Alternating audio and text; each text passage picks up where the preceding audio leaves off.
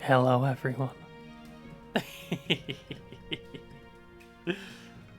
I ain't streamed in a bit. Partly because stuff keeps coming up, partly just because sad. it's that time of year.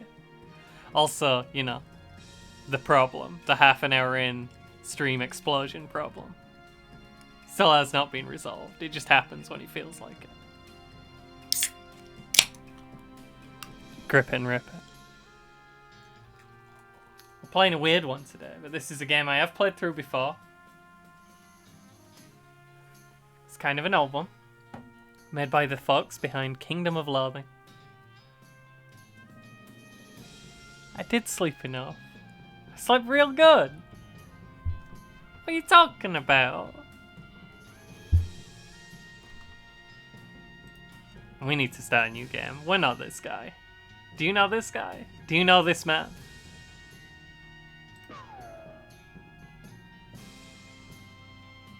Festus wins, tempting. There's not a lot of customization. You get a weird stickman. Or a weird stickman. We're just looking for a name we like. Can you change your name? You can change your name. If anyone's got a good cowboy name. And when you select anything, it leaves a bullet hole. Marion Goldthwait. It's quite good.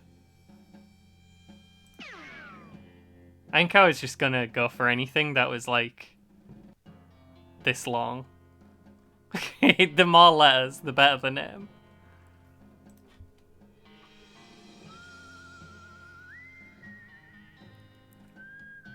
I had the strangest dream. I was choosing a character class.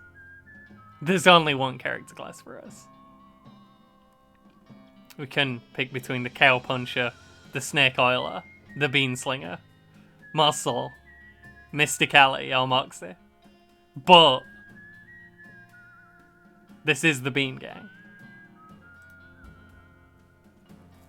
Magic and cooking are inextricably intertwined in Loathing, and the Beanslinger is the mystical master of both. You've heard there's a shortage of cooks out west since the cows came home, due to most of the cooks having been brutally killed by the cows. You gotta be a Beanslinger. Hello, Kesh. This is west of Loathing.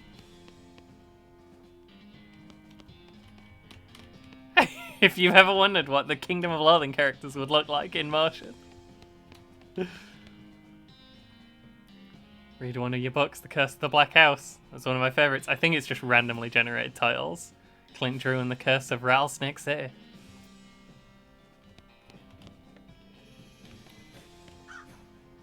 We have a crow buddy. Hey Russell, how you doing? Caw.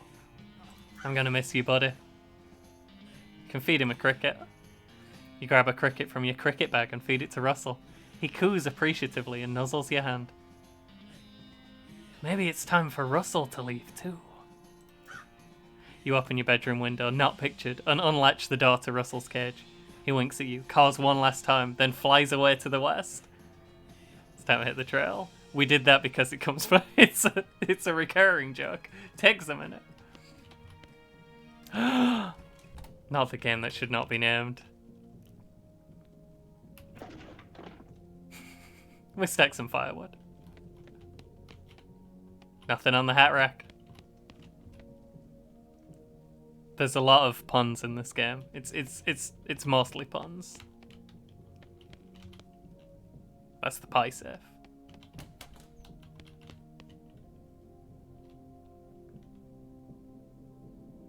Investigation of the laws of thought on which are founded mathematical theories of logic and probabilities. I think this is about math, maybe. What a weird kid.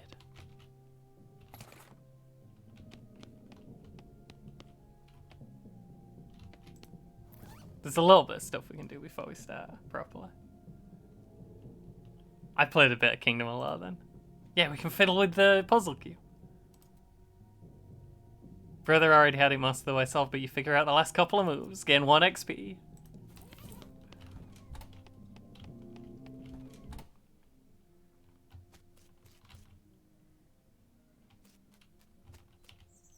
Your mum smiles warmly as you approach. I'm leaving now, Mum. I'm gonna miss you, kiddo. Oh, and before you leave, I got you a present. A present? It's the book you wanted for Crimbo. I know it's early, but... Which book did we want for Crimbo? The one about picking locks? The one about desert survival, or the one about barring? The one about picking locks is probably the best one. Yeah. Oh boy! Locks and how to pick them. Be careful out there. Write us a letter when you can. She hugs you. I will, Mum. Goodbye. And we can immediately read the locks and how to pick them book, which gives us the lock picking expertise skill. You'd think I'd have read the whole sentence at once, but we're doing Shatner pauses today. It's got a whole chapter on tumblers. Quickly memorize the entire book. Nice. After you're done reading it, you donate it to a local orphanage. Soon those orphans will be able to make their escape. Go, orphans, go! Your father morosely jabs at the haystack.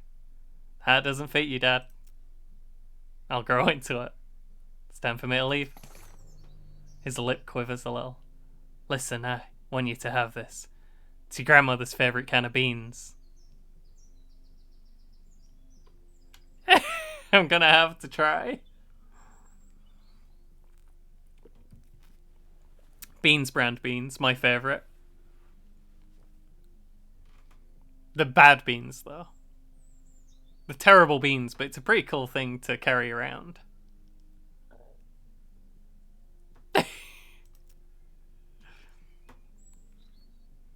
Thanks, Dad. Good luck out there. Be sure to say goodbye to your mother. I did. Goodbye, Dad. Also, it's a haystack. Hey, we found a needle. Every haystack in the game you can just look at to find a needle immediately. I wanted to do a thing, right? Oh, I already have the can of beans equipped. Your brother Rufus is standing here looking nervous. He's pretty good at looking nervous. Give him his puzzle back. You hand him his puzzle and he starts fidgeting with it. Say goodbye. Hey Rufus, time for me to head west. Still don't understand why you're leaving. He's got a point, you know? Why are you going west anyway? To help people, to seek my fortune, or to get off this stupid farm.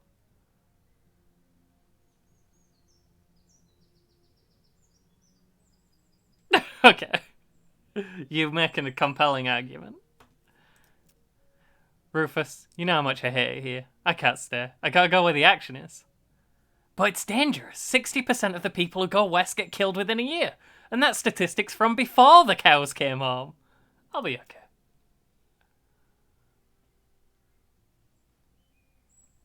You worry about taking care of Mum and Dad. I'll worry about me. Okay, if you say so, but I still think you'll be dead by Crimbo. I'll miss you, Rufus. Okay? You give him a playful punch on the arm. What's her name? Marion Goldthwait, of course.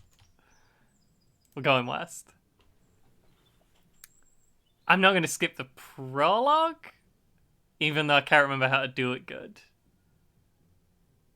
Because it's just more game with more goofs in it. It's fine.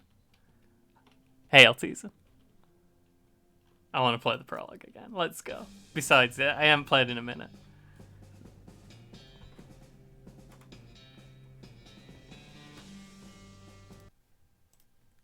I didn't think it'd pause.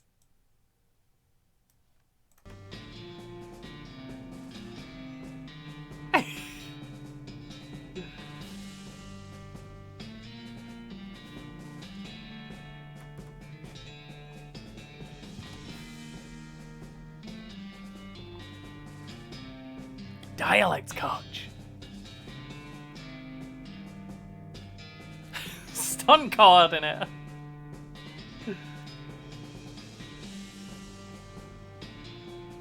You wouldn't think you need all these things.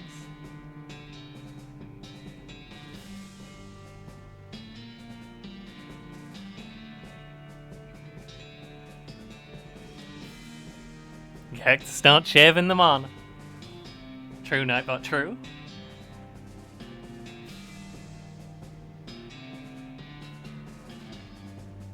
Nightbot's just getting in the mood.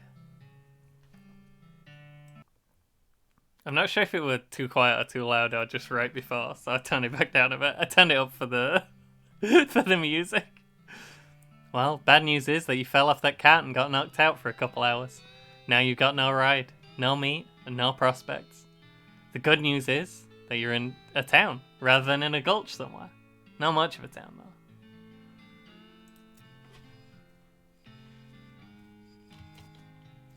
A turnip! We got a dusty turnip. There's a drunk man here.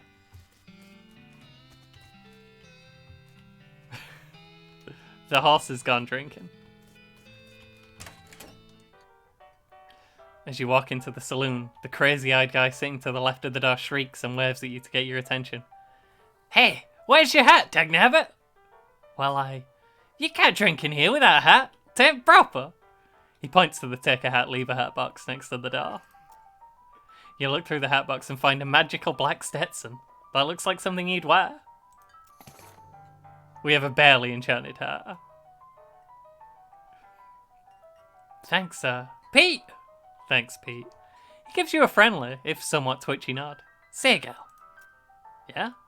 You heading west? If you want some company, I'd be more than happy to come along. Just let me know. Well, no pressure. I'll keep it in mind. There is something we need to do when we're here. In every saloon in the game. Exists. A spittoon. It's a spittoon. People spit into it. You know without even looking in it that it's absolutely disgusting. Well, now we gotta look in it. Yeah, it's full of spit. Regular spit, gross tobacco spit, chewing gum, and it looks like a few teeth as well. It's disgusting. And the smell, even from a distance, it smells horrible. Tell me more. You are now on your hands and knees, peering into a filth-encrusted spittoon. I don't understand what's wrong with you. Wait, is there something shining at the bottom? That's exciting. You reach your hand toward the spittoon. Even before you touch it, you can feel the grossness in the air, like a greasy fog enveloping the stinking brass horror. It smells like vomit It smells like the vomit trough at a mesquite barbecue eating contest. You hesitate. Never surrender. This is the cowboy kingdom of loathing. You plunge your hand into the awful soup. It makes a sound like glop. Your skin is burning. Your eyes start to water. Keep going. Your fingers make contact with something. You pull your hand out of the devil's tureen slowly, not daring to risk splashing the contents all over yourself. You appear to have gotten some kind of ring. Probably some kind of disease as well. Congratulations. We have a nasty ring. Hooray.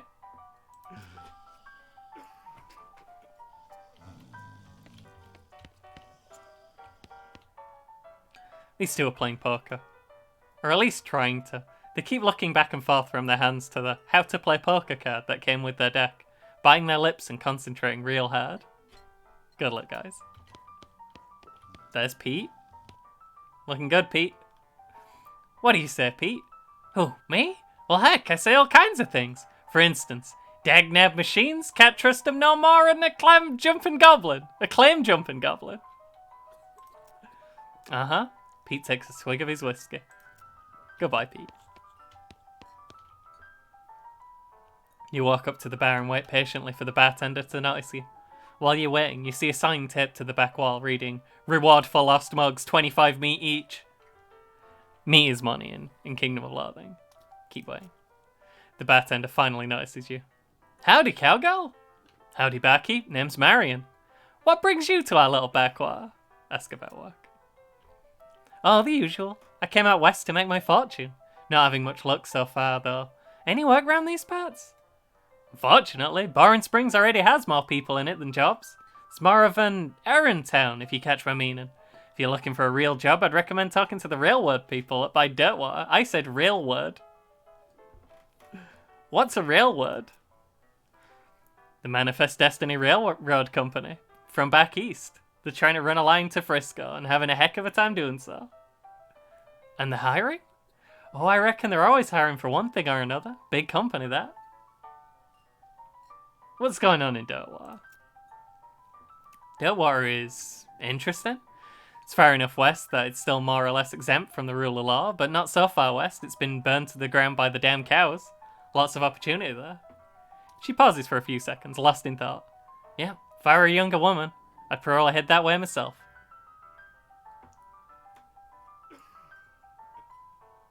I didn't talk about the cursed games, and you shouldn't either. What's entrapment? I didn't do entrapment today. I ain't done a single entrapment today. Unless you count very early this morning, but that doesn't count because I hadn't gone to bed yet.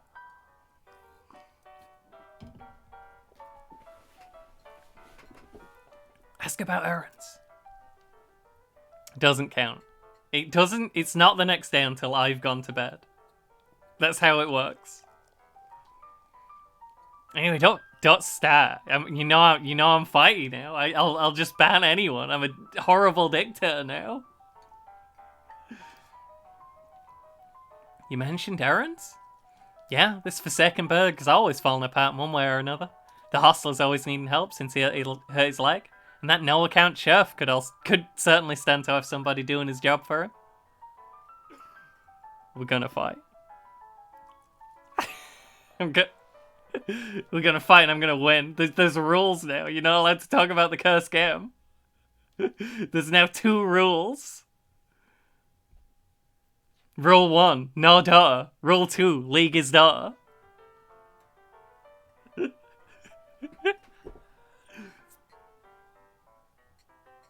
You can try. Don't talk about cursed game. I just want to play stickman game. I did realize yesterday that I've been like part of it's just me doing the bit, and part of it's me being kind of childish about like people enjoying a thing that I don't like. So I was just gonna try and ignore it for a while. But then everyone just woke up yelling about duh. Good grief. Anything else? Well, I got a goblin loose in the basement. Some cowpoke in from the gulch didn't wipe his boots off. Got spores everywhere. I can probably handle a goblin. Much obliged. I'll unlock the basement door for you. Oh, and you'll need this. Weak fungicide. It's actually very powerful. It's just that it's tailored to kill weak fungi. Effective against goblins.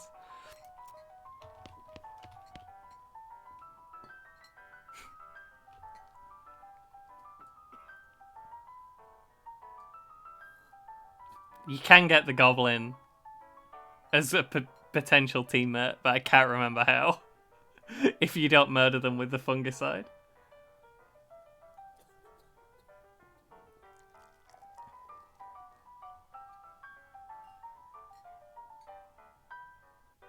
Well, he sure does love to stir the spittoon, says Travis. Howdy, I'm Marion. Howdy, Marion. I'm Horace. Nice to meet you. What do you do? I'm the town hostler. I don't know what that is. I'm the town horse selling guy. Got you. How's that working out for you? All the horses are just flying out the door. So business is booming. Nice. No, I mean the horses keep running away. I haven't sold one in ages. Oh, is that why you're here drinking instead? Yep. And me being in here drinking instead of watching the horses is probably how they keep escaping. It's one of those vicious circle things. Well, I'm in need of a horse. Do you have any left? One. Kind of a boring one, but it's got 4 legs and a back to sit on. Come see me at the stable. I'll be happy to show it to you. We can find some of the other horses and get a cooler horse. We already have a hat. We don't need another hat. This lady doesn't want to talk to us.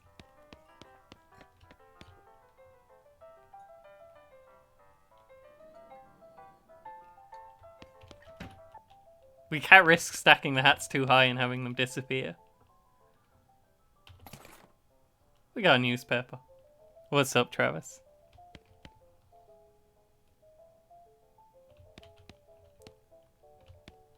I'm not allowed? I'm not allowed any more hats? Creative Nurse brand whiskey. Good for what ails you.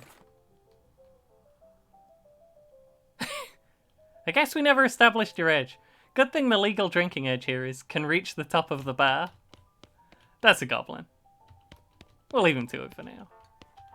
We'll see if we can't accidentally do the thing right so we can get him as a teammate. Hey, Emma. It's for the hydrate.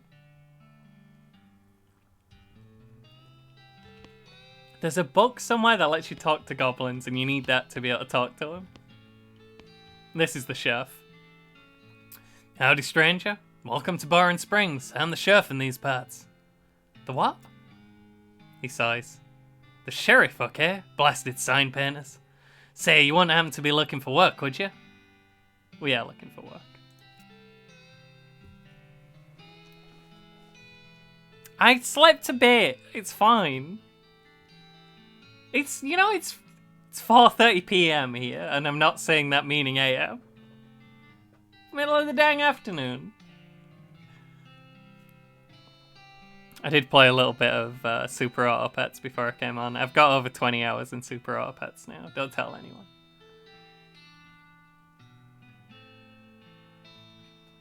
As a matter of fact, I am.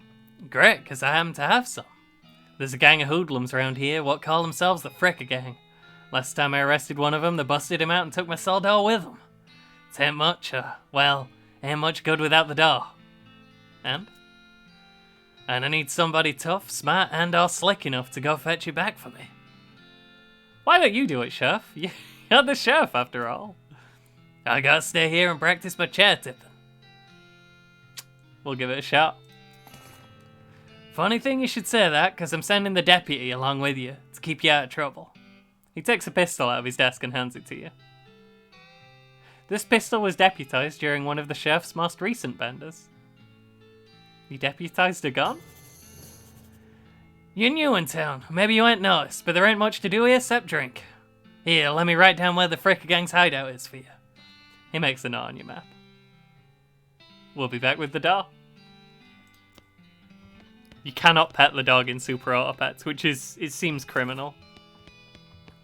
This isn't an ideal cell. And he is, by the way, the Sherf. I have not been mispronouncing that. We have infinite bullets.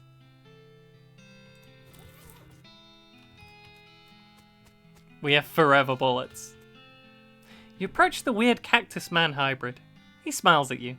Howdy, Cactus Man. Howdy yourself. My name's Bill. Cactus Bill. What happened to you, Bill? Well, to be honest, partner, I drank too much cactus beer and it turned me into a cactus.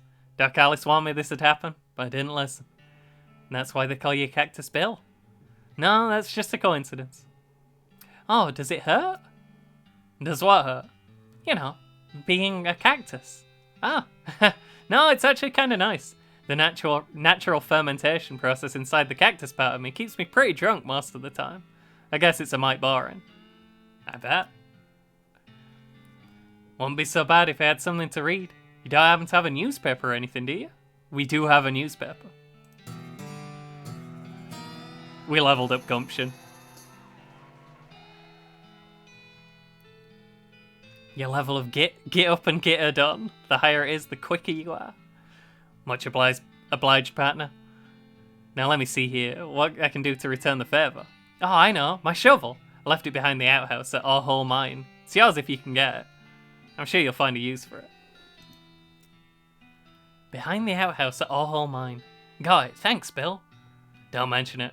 Now if you could just kinda stick that newspaper to my face before you leave. He's happy.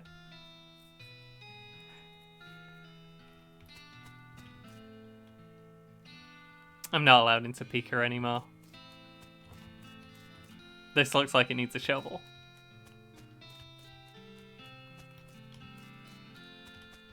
What kind of game would give you a gun and no arrows?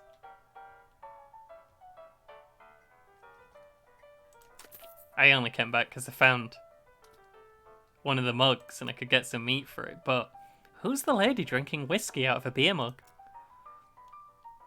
That's Susie. She's a rancher from nearby. Real tough broad.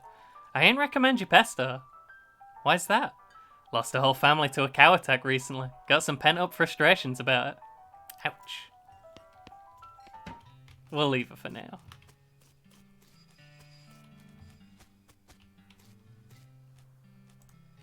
Is this how I go to places? Make your own damn guide to Boring Springs and its environs.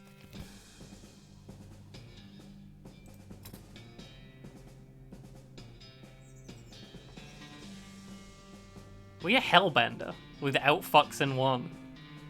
I'm sure that's fine. Thud Fricker, the Fricker gang's intrepid lookout, appears to be taking a little nap. We can wake him up, we can just shoot him, or we can ignore him. What kind of person is our cowboy?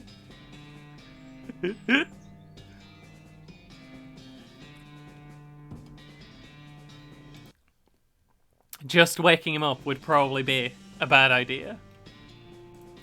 Ignoring him seems like the polite thing to do. He's not hurting anybody. We cannot harvest a beer barrel cactus. Pile of random stuff the Fricker gang stole. Recovered mug and a pair of silver cufflinks. If you wore fancier shirts, you might have some use for these.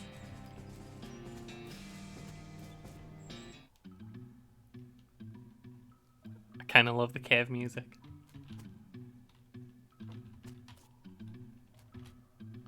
One of the Fricker boys is dozing in a bathtub.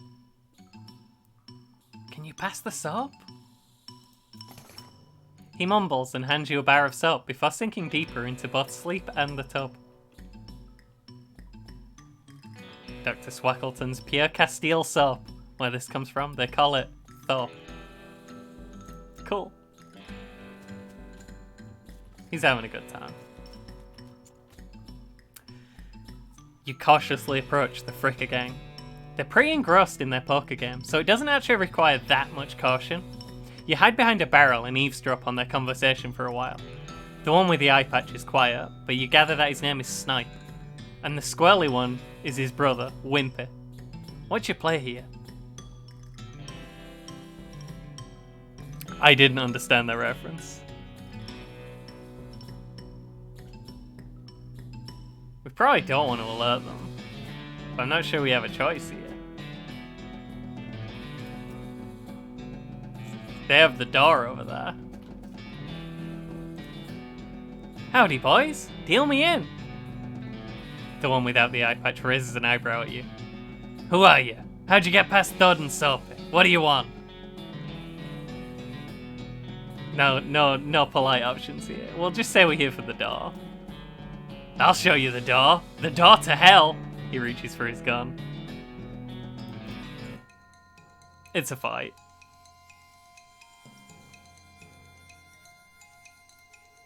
We do have Lava Father to deal 9 hot damage to a target. Oh, we can Beam Shield to increase our armor by 4.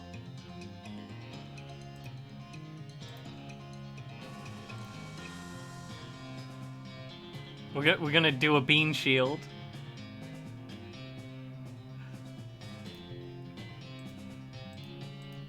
Cast spell? Beam Shield self? Yeah, and then we're gonna shoot Snipe Fricker. The combat's not really a whole lot. How much health has this barrel got? I have no idea. Let's just punch the man. He actually shot at me. Normally he just fires randomly at objects.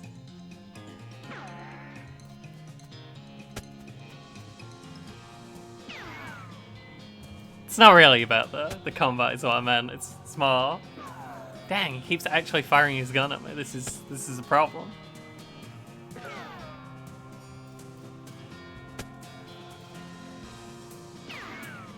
I'm not sure the beam shield did a lot.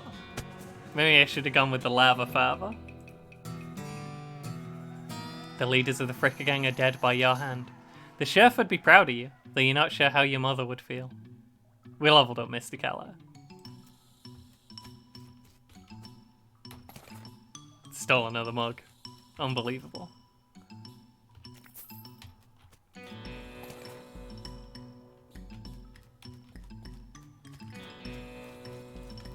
Can we tie this man up? Grab a nearby length of rope and carefully tie his hands together, and then to the handles of the tub. The Sherf can come collect him later. We are honourable now. I should have probably shot him.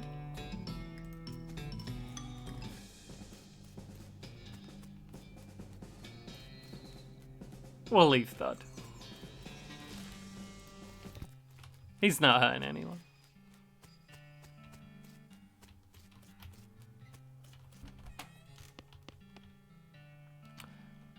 See, the Fricker gang ain't put a stop to your breathing.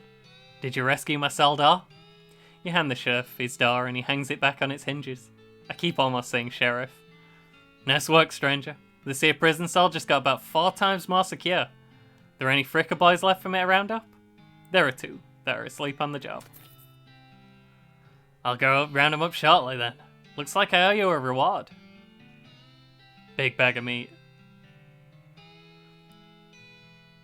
Obviously I'm an honourable tyrant now. This is how things have been going recently. Got another little task for you. If you got the time, should be a lot simpler than the last one. What do you need? Well, the Frickers busted the lock when they took the door. Gonna need a new lock. I think the trader has a lock.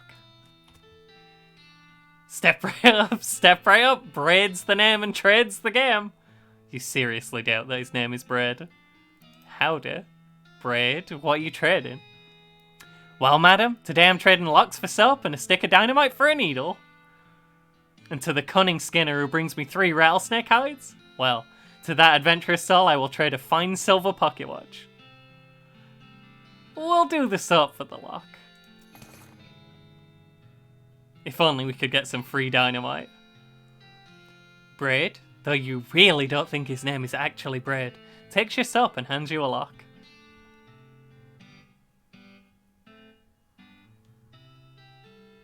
The padlock got its name because it's like a wizard that protects your house. Kind of get it. It's a stretch.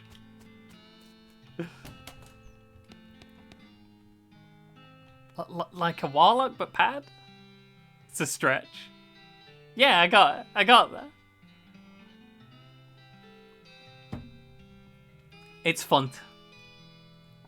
Howdy, you managed to scare up a lock for my cell? Going right here.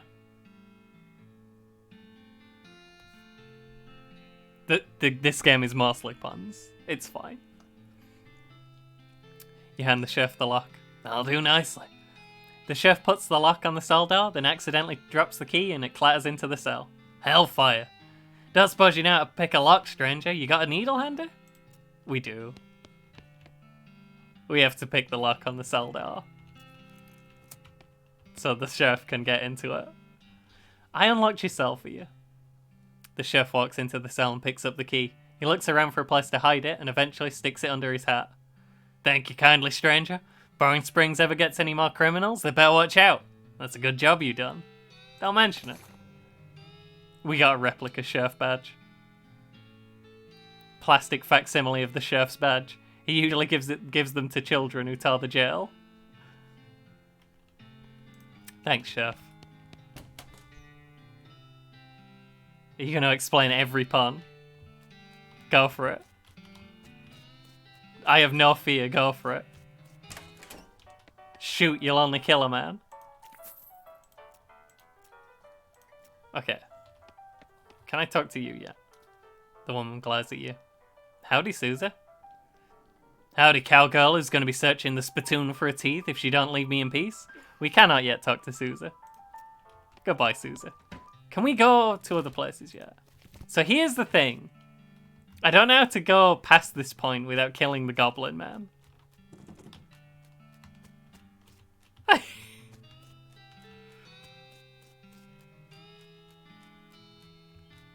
I've done it once, but it was a while ago. Wait, no, I do. We talked to the hostler. Afternoon, ma'am. What can I do for you? How's business? Oh, you know, every day I'm hustling. To tell you the truth, though, it's pretty terrible. All of my horses keep running away. Well, except for this completely ordinary one. We already searched the spittoon. We found all of the teeth. That's rough. Maybe I can help. Oh god, yes. Thank you. Please, I'd go fetch him myself except for this injury. I'll give you 300 meat each for finding him. How many are there? 3. Let me see your map. They pretty much always run away to the same places. Why these places? I think they like environments that are thematically appropriate. Here, when you find one, feed it some of these oats. That should send it back here. A bag of homing oats. Healthy and expeditious. How does that work? The special pigeon-infused oats. Will do. A band of homing cats. We know there's a shovel behind this outhouse. He wasn't kidding. Not that this would have been a funny thing to kid about, I guess. A device for turning the ground into holes.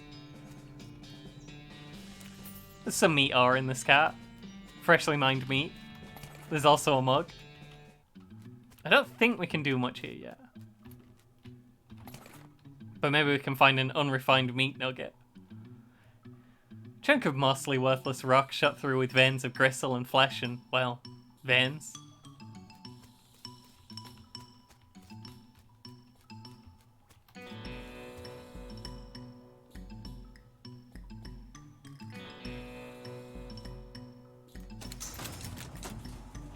Did say we need a plunger over here. I mean, it said at least there's no plunger, so let's get a plunger. Sunlight, there's only one kind of plunger.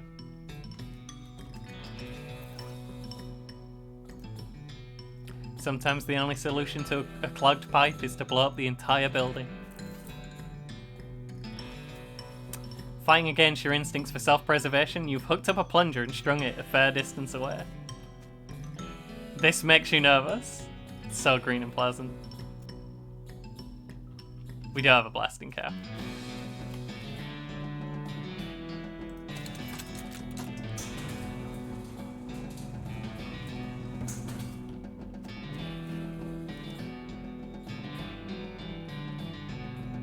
These crates are all labelled blasting caps.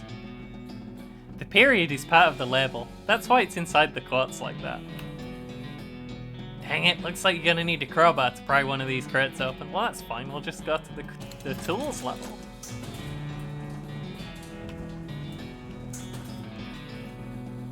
The toolbox is locked.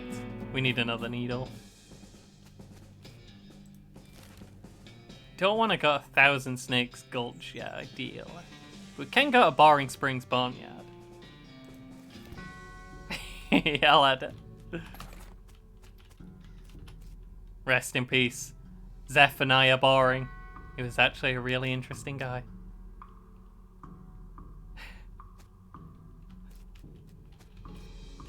(1806 to 1885), our founder. 1320 to 1364, I showed up way too early. Benjamin Crockett, didn't stand a chance. Beauregard Skeleton Captain 3rd Cavalry. Maybe we should eat a dusty turnip so we're more ready for a fight. You dust off the turnip and eat it. Now you understand why people don't tend to eat raw turnips. I think we need the Nurse brand whiskey. To this, all skeletons aren't related, you know. And my surname isn't Skeleton Captain. It's Spruce. It's Captain Skeleton, watch out.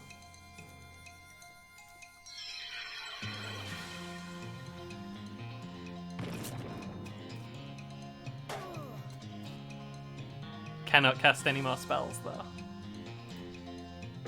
We'll just have to shoot him.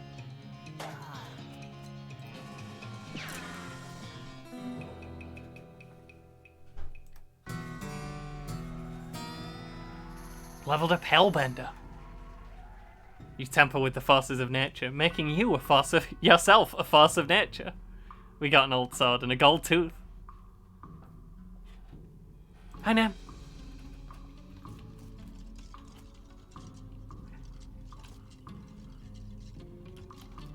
We can't get past this skeleton without fighting. There's no way past. He's too wiggly. It's just an agitated skeleton. But now, we've leveled up hellbending, so the bean is powerful. And now we leveled up muscle. Measure of how beefy you are.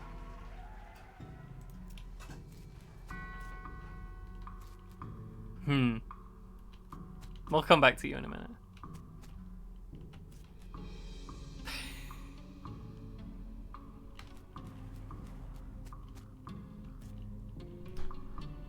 Your pulse quickens as you get near this spooky, translucent horse.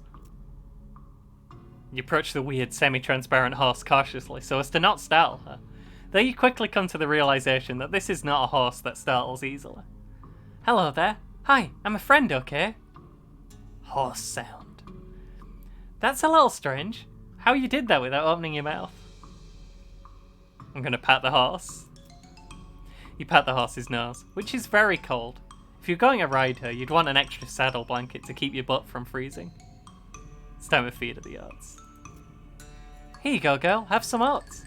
You hold out a handful of oats for the horse, but she just sort of stares right through you. Brr. Please don't look at me like that. Pat her on the nose again. Still cold.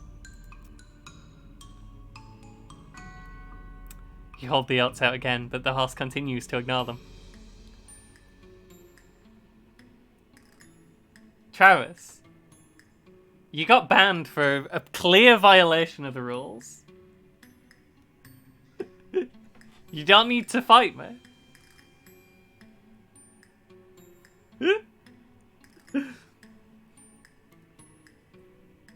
What's the matter? Are they not spooky enough? I'm not sure how to make oats spooky. I guess I could put some bone meal on them, but I don't have anything handy to grind up bones with. Grave dirt? Horse sound. Is that yes? Weird, okay. Add some grave dirt to the oats. You sprinkle the oats with just a little bit of grave dirt and hold them out again. The horse gazes expressionlessly at them, then eats them. And with that, she glides away in the direction of town. Bizarre. Weird horse.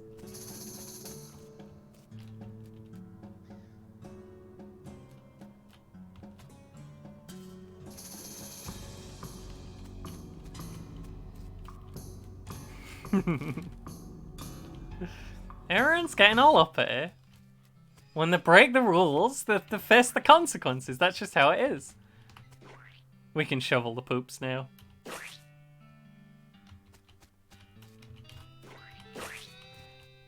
You can also walk into cactuses. They're pointy. Cactus don't shave in the morning.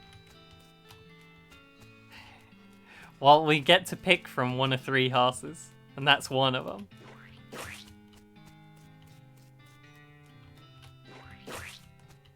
I don't think you can get close enough to the poop to shovel it without walking into it. Just a mug.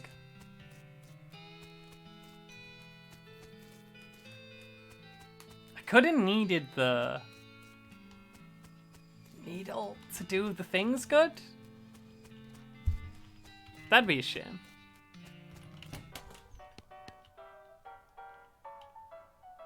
Found more mugs. Can we talk to the lady yet? Are you Susie Cochran? How'd you know my last name? I saw the graves in the cemetery. I'm sorry for your loss. Susie scowls bitterly and mutters into her whiskey. I saw it happen. Saw the whole damn thing. Couldn't do nothing about it. The bartender said it was cows? Cows, right. I don't know what those things are, but they ain't cows. Not anymore. What happened? It was a raid. See, Ma and Pa used to ranch cattle. Back before they came home. Pa didn't make it, but Ma and I managed to rebuild.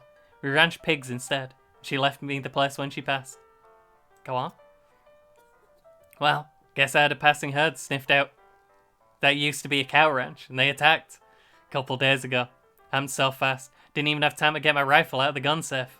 Cow smashed in the front door. A fire started out back by the root cellar. House went up in blazes. Just like that. What did you do? There wasn't anything I could do. Couldn't get upstairs to the kids because of the fire, and I saw Tim trampled right in front of me. She drains the glass. I ain't want to talk about it anymore. I'm sorry. She refills her mug from a bottle on the bar and doesn't reply. What will you do now? Head west, I suppose. Nothing keeping me here. No desire to stay. Can't leave without my rifle, though. Why not? It was Ma's rifle.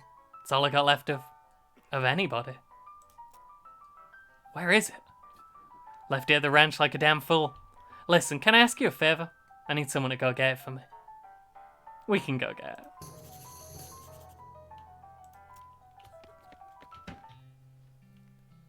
Better watch out for cows, though.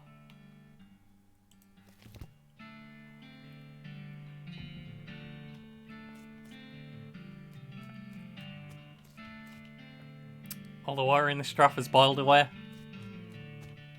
Susie's ranch house is burnt to the ground. These cows did a number on the place.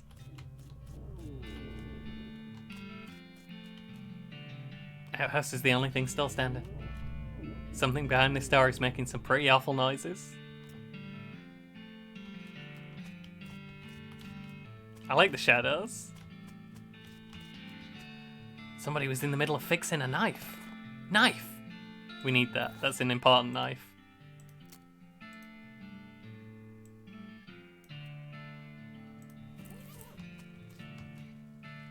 The pies were not safe.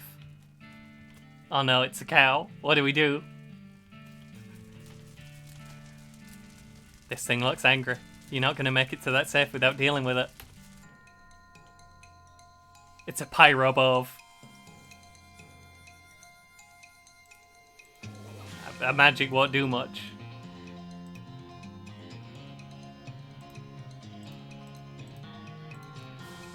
Because it's fire element.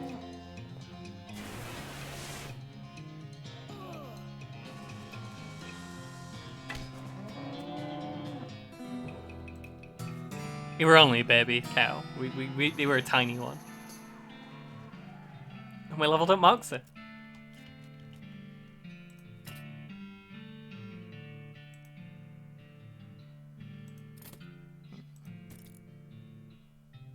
It's automatically spending my XP. I'm sure that's fine. We can grab Susie's rifle. We got a little bit on fire. It's an old rifle, but it's obviously been well cared for. There are 6 old notches carved into the stock.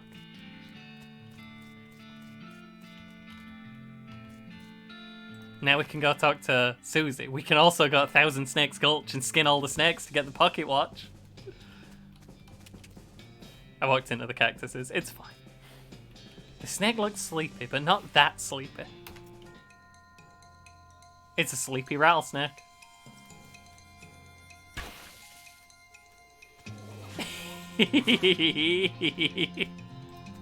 Look at those snake hops. You have slain a snake. Before long, they'll call you Snake Murdering Marion. You whip out your trusty varmint skinning knife and go to town. We got a rattlesnake skin. We can put it on a hat.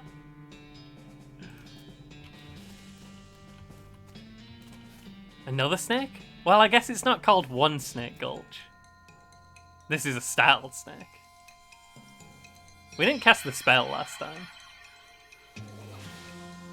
We only know one spell and it's just throwing a bean at someone.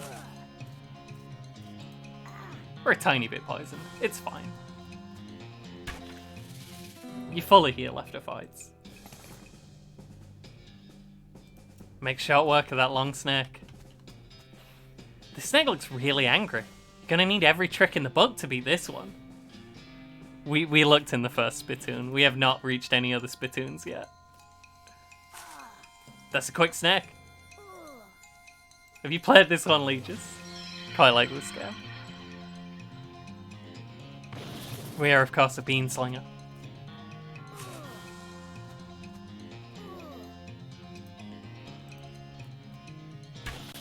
Dang.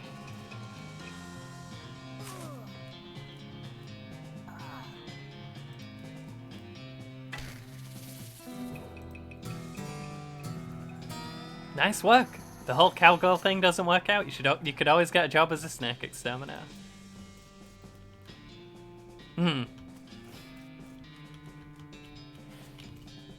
This seems Fine.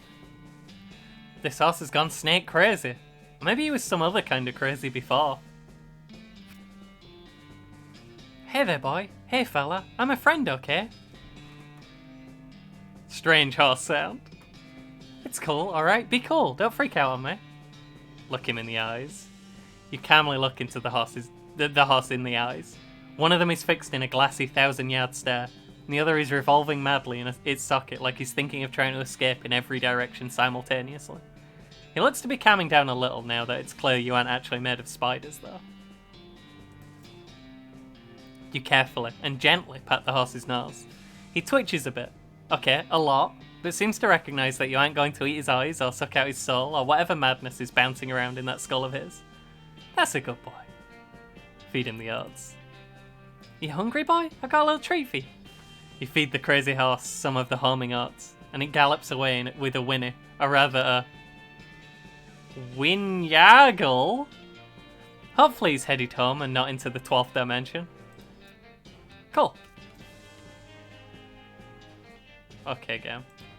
I understand. Fine. I'll do it your way.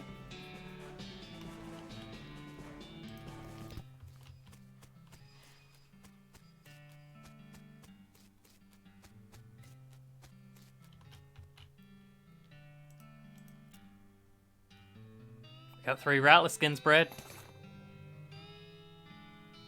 Fine silver pocket watch. This pocket watch is both fine and dandy.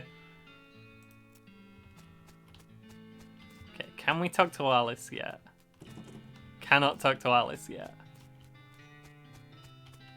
But we can... Find my rifle yet, stranger? Here she is. Susie's eyes well up with tears as you hand her the rifle, and she roughly scrubs her sleeve across her face before any of them spill over. Thanks, stranger. I didn't catch your name. I'm Marion. Thanks, Marion. Can't really say what this means to me. She looks at the rifle for a long moment, then looks back up at you. She sighs. Well, that's enough wallowing in misery. Time for me to hit the road. If you want me to tag along when you head west, you just say the word. Sounds good, Susie.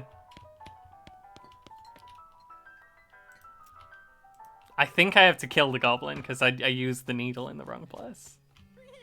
Oh wait, there's haystacks here. They're full of needles, I remember. Pale horse made it back safe. Crazy horse made it back safe. He was eating loco weed again, wasn't he?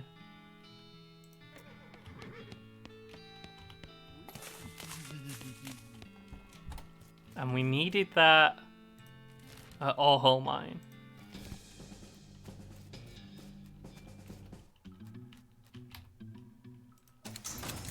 And it's at level 3, which is why I just opened the wrong one.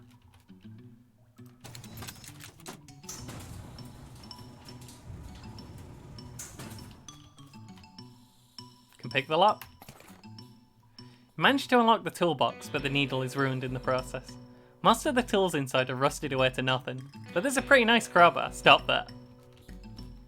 I didn't click the handstand button. There's no handstand button.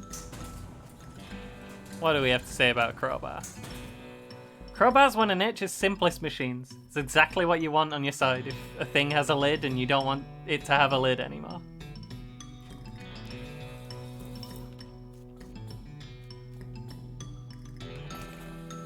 Pry one of the crates open with your crowbar and grab a blasting cap.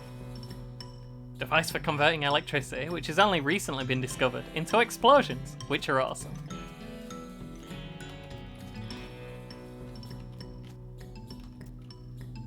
Okay, you've succeeded in putting yourself in grave danger. Let's go. Good job, everyone.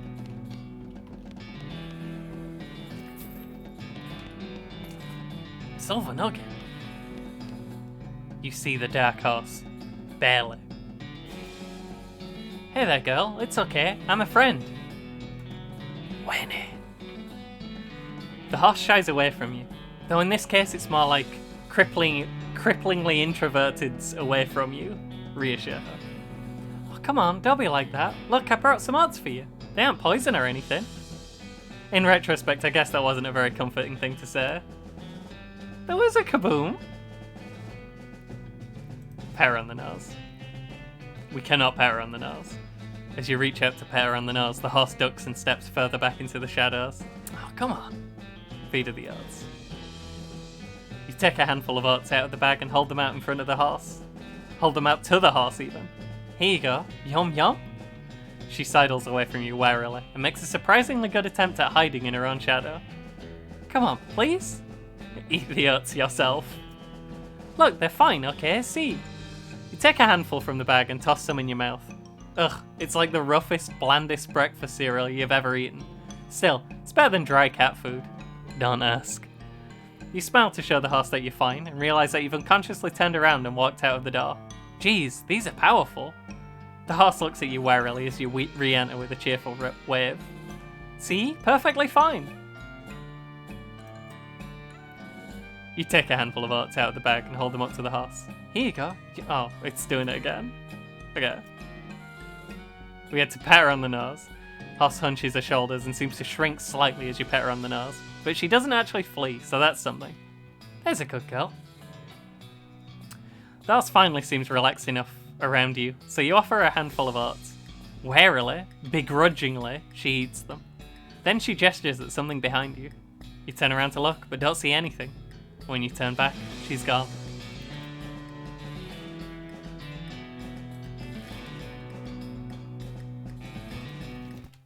That's the last of the horses.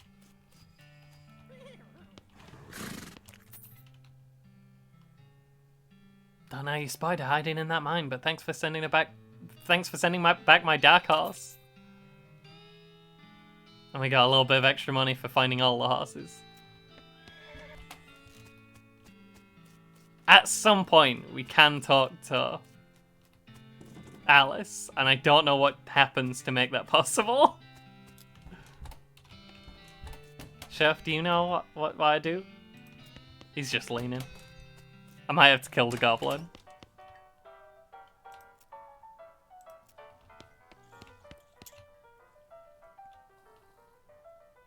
Can I play? They look at you nervously. Look, I have some meat. Let's play. You put 20 meat on the table and sit down before they can say no. One of them shuffles the cards, sloppily, and deals a new round. You get a pair of 10s, plus a 2, a 3, and a king. Bet crazily. Eat this. All in, suckers. Sweat gushes from their faces as they each read the how to play poker card again. But eventually, they both add 20 meat to the pot. Okay, read 'em and weep. You show your pair of 10s plus 2, 3 king to the guy on the left. The guy on the left has a full house, 2 jacks and 3 aces. And the gal on the right somehow got a straight flush, 2 through 6 in hearts. You explain that jacks are worth 9 points each, giving the guy on the left a total of 21 points, and the gal on the right's 20, and yours 25 plus a king. And the king represents King Ralph the Ninth, whom the Western colonies revolted against because of unfair taxes, so they owe an extra tax of 10 meat each. They nod in understanding and push more meat across the table at you. You collect your winnings and stand up. They thank you for helping them learn the game.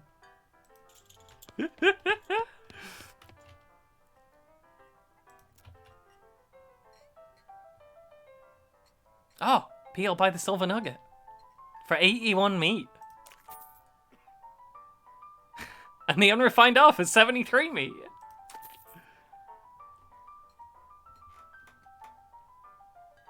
Pete's eyes narrow as the gears in his head start to click. He fixes his gaze on you, and the tick in his eyelid seems more pronounced. Listen, kid. All this stuff what I've been buying from you? You've been spending time underground, ain't you? Well, you listen to old Pete's advice. You'll stay out of our whole mine if you know what's good for you. There's stuff down on the 40th level that ain't worth messing with for a gal who wants to keep her eyes, if you catch my meaning. Not sure I do, but thanks. I should have mentioned what seat they were in. That'd have made it better. That'd have made it more believable. I don't want to fight Goblin. I know I can get him as a teammate, I just never remember how.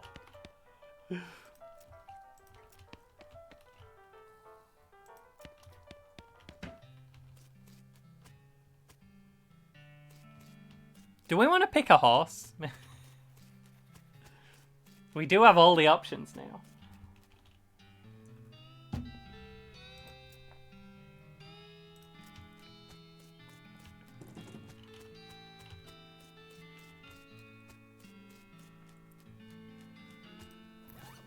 We need the whiskey for the lady in there.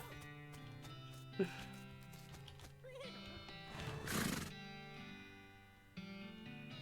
said something earlier about an injury? Ah, we're talking about Doc Alice. Yeah, I busted my knee while mucking out the showroom. Don't ask how, it's embarrassing. I was gonna get Doc Alice to have a look at it, but she gave up doctoring. Why'd she do that? Nobody knows. She just shut herself up in her office. Said she wouldn't talk to anyone except Nurse Whiskey. Is that an actual nurse, or... I'm pretty sure she was being sarcastic. I see. We do have Nurse Whiskey. I think we just needed to do that conversation. This is fine. Get lost. Offer whiskey. Whiskey delivery for you, Doc. What brand? Nurse Whiskey. Your favourite, I'm led to believe. Didn't know she makes house calls. Alright, hold on. You hear a rattle as she unlocks the door. Hey, Doc, can I look at your books? Not until you give me that whiskey you promised, but... Fair. Doc Alice looks to be about in her 50s. Her hair is greying and her face is lined, but her eyes are still clear and sharp, if bloodshot. She holds out her hand. Whiskey. Stat. Give it to her. She cracks open the whiskey and fills a small flask she takes out of her pocket. Then she puts the flask back in her pocket and starts chugging out the bottle. Jeez, Doc, that doesn't seem healthy. Who's the doctor here? Me or you? Point taken. We're still not. Oh wait, we're now allowed to look at the books. Not that they're going to do you much good in this doomed, forsaken hellhole. You should try being less cheerful, Doc. You survey the books on Alice's shelf. They're all medical textbooks, except for a few. Goblinoid Tongues, a primer. You start flipping through the Goblin language book. It's confusing at first, but you eventually get so engrossed that by the time you take a break from reading, several blurfs have passed. And you also know that blurf is the Goblin word for hour. You've learned to speak Goblin. Sort of. Speak a little bit Goblin. At least enough to order a beer, which is the important thing. The Legend of Curly's Meat, let's go. The book tells the story of a legendary treasure. A massive chest full of premium meat, secreted, in the hidden sense, not in the extruded sense, in the western desert by an old cowhand named Curly Butterfield. The life and works of Fred Ferguson. This book purports to be a Civil War surgeon's autobiography, but flipping through you mostly just find lists of reasons that drinking alcohol is bad. So, it's actually a work of ludicrous speculative fiction. Haha! At least there are some useful appendices in the back, and some diagrams of appendices. Appendixes. Like a tree and leaf. Shouldn't this be further from the fireplace? The vanity doesn't look like it sees much use. Preen a little. Grab a pair of tweezers and pluck some of your more unsightly eyebrows.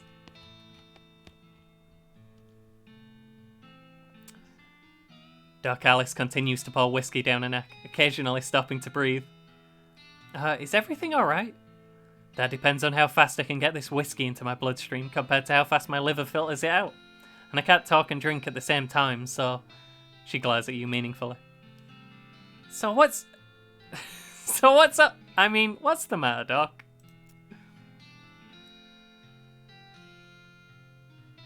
Oh no, Travis. What's the matter? The whole world's gone to hell in a horse cart, and you ask what's the matter? Bandits, cow demons, dead men walking. Why don't you go ahead and pick one? I'll drink to that. Sarah! Welcome, Sarah. I didn't want to say nothing. I've just been playing a weird stickman game. Y'all seem to be enjoying Minecraft, so I just kind of snuck out. I just really wanted to stream and I hadn't had a chance in a little while. Dead men walking? We have already fought 2 skeletons. You haven't seen it? Corpses and skeletons staggering around like puppets with half their strings cut, looking to take a bite out of the living. Hi, Blastoise! Hi gang, how you doing? It's been a little while, so if you're remembering to look after yourself. We're doing cowboy voices today. Oh yeah, there was a skeleton in the cemetery. It's nice to get some outside confirmation that I'm not losing my damn mind. But how is that even possible? It isn't possible. It goes against everything I know about medicine. Dead patients don't get back up. Patients? Oh, ouch. Doc Alice turns away, grimacing. Every doctor loses one now and again. You never get used to it, but, well, it happens. But what doesn't happen is them coming back afterwards and looking for revenge. That must be pretty rough. Rough, Missy? I don't think you comprehend this situation. It's not just patients, it's neighbours, friends, husbands. Indeed. She turns away from you and focuses her attention back on the bottle.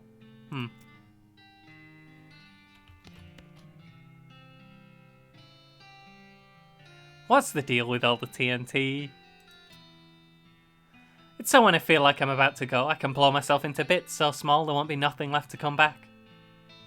That seems drastic. I have tried accents. I'm not trying accents here because I wanted some variety. Drastic? Hell, no way am I taking the risk of becoming one of those things. Fair enough, I suppose. Do you have any idea what's causing the resurrections? Well, I heard a rumour. A rumour? What is it? It's when you get incomplete information from an unverified source. Anyway, what I heard is that there's a fella out west that's causing it. A necromancer, they call him. Supposedly he's sending magic out into the world somehow. Magic like beanslingers use? You blast them into dust and then the dust comes back. That was a classic airplane joke. I'm glad Travis got the hat in. Oh, Caesar. Go do human things. Yo, everyone who came over with the raid. You need to go do human things. Go do human things. This is... this is true, Ali. I never heard of any beanslinger raising the dead. Have you? Her scowl deepens. That'd be one hell of a can of beans. Can we keep talking to her? About the necromancer. Assuming he exists, what about him? Well, maybe someone ought to try and stop him. Doc Alice gives you a sharp look. You? Because I know you ain't talking about me. Why not you? A grey-haired old woman that knows as much about fighting as a squirrel knows about surgery. Did you hit your head on a bar stool, kid? You aren't that old. And if I were gonna pick someone to go up against a necromancer, it'd be someone who also knows about death, but in a scientific way. A doctor, right? Doc Alice stares hard at you and takes a swig from her bottle, saying nothing. And it sounds to me like you got plenty of motivation to get the job done. For your friends and everyone. She continues to look at you. You can see the gears turning in her head. Beats doing nothing anyway. Beats locking yourself in a house full of TNT and drinking yourself to death. You aren't even doing any doctoring anymore. She winces and looks away, then shakes her head slowly. You seriously expect me to ride out west by myself, chasing a rumour? Doesn't have to be by yourself. I'm heading west too. Tag along with me. Maybe we can find the guy and put a stop to him. It's crazy. Impossible. Impossible like raising the dead is impossible? Alice crosses her arms and regards you thoughtfully. A spark slowly brightens in her eyes. Alright, kid. What the hell? Let's give it a shot. We can now take Alice with us when we go west. I think all that's left. I walked into a cactus by accident. That's fine. Sorry, Sherf. We don't need to talk to the Sherf anymore. We now speak a little bit of Goblin. She's not a white mage. She has... I'm not sure she probably has some kind of healing spell, but her main skill is that she can... she has a bone saw that she can use on skeletons to destroy them. The Goblin shouts, I'm Gary! Hi, Gary. Hi, hello. Hello, I am Gary. Who are you? Well, I'm Marion. Hello! Hello, Marion. Good to meet you. What Marion doing down here? Do we be polite or be honest? We should be polite. We were sent to murder him. Oh, you know, I'm just looking around. Oh, hey-oh! Gary likes to looking too. Gary now looking for way out of this dump. Gary not having much luck, though. Where are you trying to go, Gary? High away and far up, for popping. Popping and then you Gary everywhere. Everywhere, everywhere. Settle down, Gary. Gary doesn't likes to settling. Gary wants to travelling and popping. If Marion goes far up and high away, maybe taking Gary with you, eh? Eh? I'll think about it. Yeah, that's true. That's true. White mages can also do that. Blast skeletons. Yeah, she's a white mage. Okay. We've got everything here. We have two choices to make. Chat. I'm going to need your input on this. Choice 1. We can take normal horse, dark horse, crazy horse, or pale horse. We have one vote for dark horse. Choice 2. We can also bring Prospector Pete. We can bring Pete. We can bring this lady. We can bring Doctor. Or we can bring Gary. I get the feeling that Gary the Goblin might win that. I'm going to run to the loo and get a drink. And you got until then to make your votes. Be right back. Let's stand in the saloon because there's better music. Better choice making music.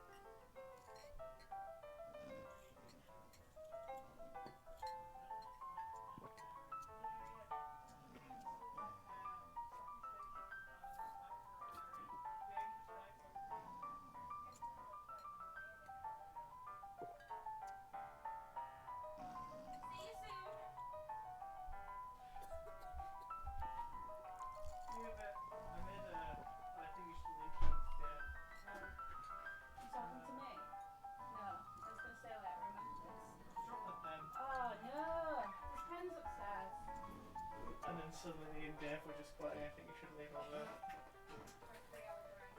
Oh no. As soon as you find someone, you latch on there. Sarah, I won't even. Sarah! Why weren't we just people walking by yelling? I'm not muting the mic. I'm sorry. Thank you for the gift sub, Sarah.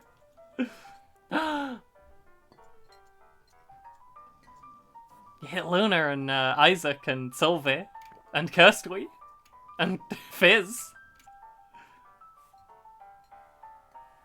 Yeah, we're just Sam and his girlfriend. Just talking about I think you should leave, I think. I think that's what we're happening.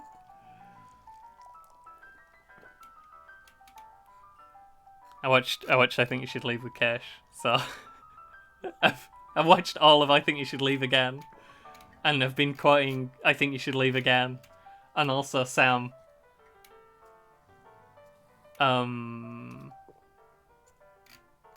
Just generally always quotes I Think You Should Leave. We have Gary and Crazy Horse. We have Doctor and Dark Horse, and we have just Pale Horse. We have 2 tied votes. You monsters, how could you?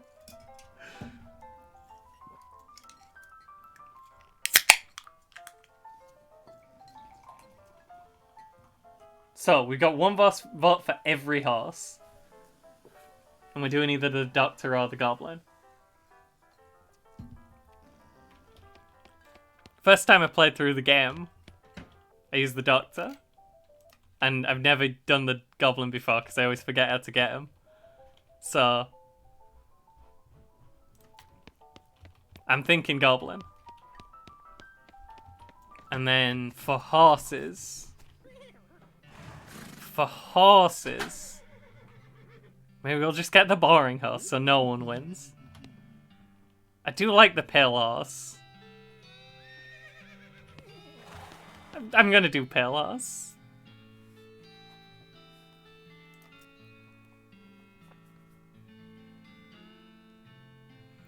Can you sell me a horse? Sure thing. Should warn you though, horses get mighty attached to their riders. Once you bought one, you won't be able to change your mind later. Which you're interested in.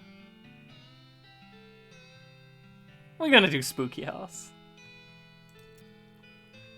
Good choice. That's a good horse if you like that sort of thing. Sell it for 1,000 meat. What sort of thing? You know, spooky stuff. Spooky stuff? I don't want to get into particulars. Let's just say she sets a certain tone. Oh, mysterious, I'll take her.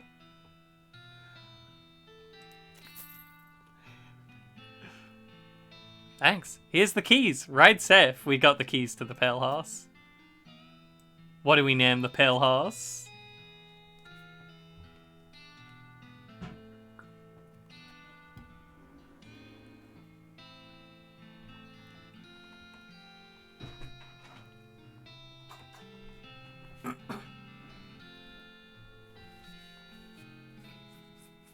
I can't think of a good horse name. I could just put in like Vignant or something, but Casper? Let's do Casper. The Pale Horse. Kinda like it for a horse name, not know why. Let's do it. Casper the Horse. Got a nice ring to it. Oh, I almost forgot. Free with every horse purchase is a complimentary map. We have a map. To the southeast west. Ostensibly a map, though it's mostly blank. Looks like you'll have to fill the bulk of it out yourself. I think we're ready. There's one thing we could do. Now that Pete's told us about it. We're not gonna do it, but now that Pete's told us about it. You suddenly remember that weird thing Pete said about level 40. Is that a real thing?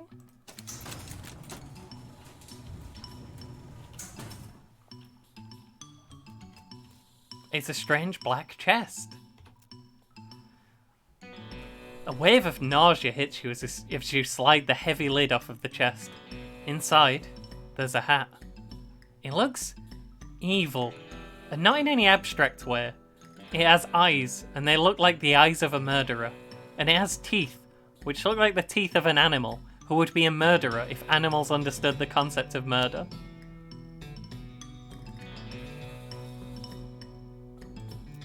If you put that hat on, the game is in hard mode. There's no option to select hard mode. I think it's actually called the hard mode hat. Once you pick it up, you can't ever take it off. And all the enemies become much stronger in the entire game. We're not doing hard mode hat this time. Fight me. What are you gonna do? I'm a dictator now. We'll switch hats. We'll switch hats when we need to. We're not putting the hard mode hat on, then we wouldn't ever be able to switch hat again. We'd completely lose the ability to switch hats. Can we tell Gary that we're leaving now? No. How do I leave?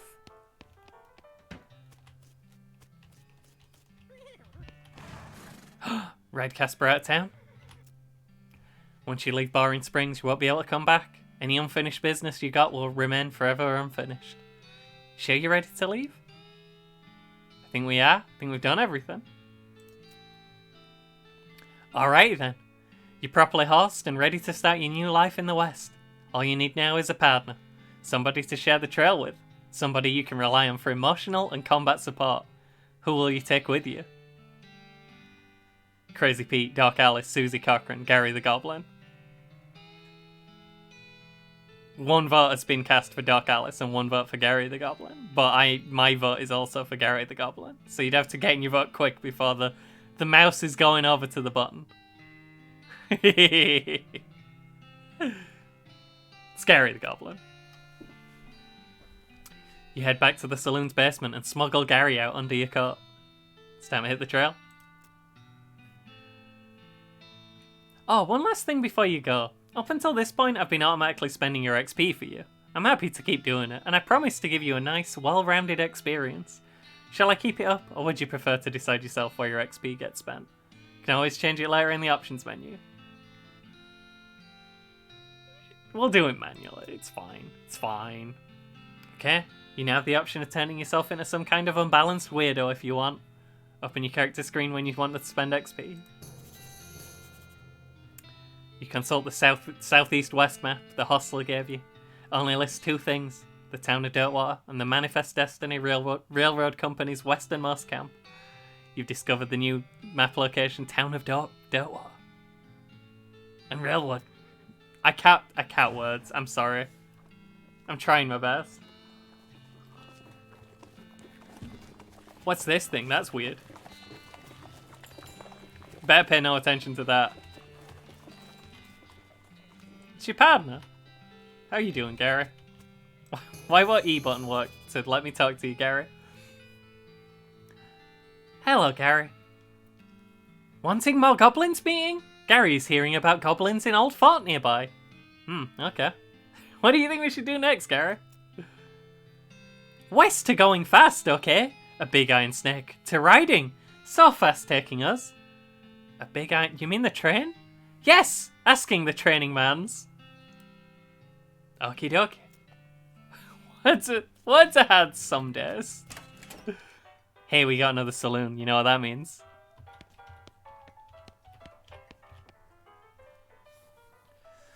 This is a spittoon, which is a sort of brass bucket that people spit into instead of spitting on the floor. Because not spitting at all is not an option in this society, I guess. I say this despite knowing that you're pretty intimately familiar with spittoons already, you sicko. Tell me about this spittoon. Tell me more. Look, the Jewel Saloon is pretty nice as saloons go. Actual glass in the windows, more than 2 kinds of drinks, a poker room instead of a cockfighting pit. But this spittoon is still a spittoon. The rancid tobacco spit inside isn't fancy rancid tobacco spit. Tell me more about this rancid spit. Here we go again. Alright, fine. You are now hunkered down next to a brass filth bucket, which has probably never been cleaned or emptied, because you're near the desert and the ambient humidity around here is pretty low. Low enough that the spit evaporates nearly as quickly as it accumulates. That's good, right? No, that's bad, because it's only the water part of the spit that evaporates. The brass bucket is half full of the rest of the spit. The toxins and filth that doesn't evaporate. Several years worth, distilled and concentrated until it's the consistency of molasses. People aren't allowed to flick cigarette buns into the spittoon anymore, because they bounce out. Search it. You're about to put your hand into a bucket of something the colour and viscosity of maple syrup, except instead of maple, it's flavoured with the insides of the mouths of people who chew cigars instead of smoking them, and have never brushed their teeth. Yeah. Glop. It feels like putting your hand into a bucket of lukewarm tapioca pudding, except instead of tapioca, it's basically poison. It smells like someone ran over a skunk, waited a week, and then set it on fire. It feels like your hand is dissolving. Keep searching. You found something. You found a tacky, filth-covered porcelain cow figurine. A useless, disgusting thing that will make a great heirloom for your children, assuming you're still able to have any, and you hate them.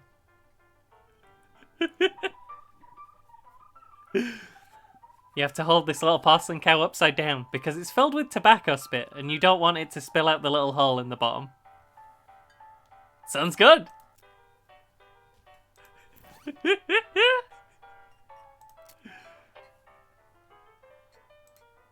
can put that in the offhand. The music in here seems to be having trouble. Piano plays bad. I love those. There's so much description that goes into searching every Splatoon. Splatoon? Spittoon. The old man stares off into the distance, listening to the piano. He doesn't react to you. We can buy slop for 5 meat. These guys are having a spirited discussion about guns and which of theirs is nicer.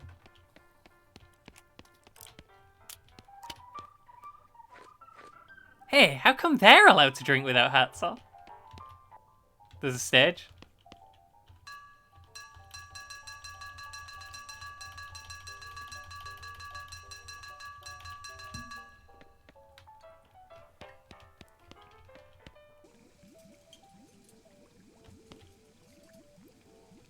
Hey, what are you doing in here? Employees only, bud. Oh, sorry, I was just, looking around. So, you're the nosy type, eh? There was a lot of cowbell. Well, I prefer adventuresome. As it happens, there's something you can do for me. I'm out of saltpeter. I need someone to go pick me up some more. Who's Sting? Who here is Sting? Saltpeter? Isn't that used to make gunpowder? And other things. Look, who's the chef here? Me or you? Okay, where can I find it? Your best bet's a military camp. Because it's used to make gunpowder. Shut up. Nearest one's fought cowardice. They keep it in little green jars. I'll be right back. Lady's too busy washing dishes to pay attention. Boxes of slop helper.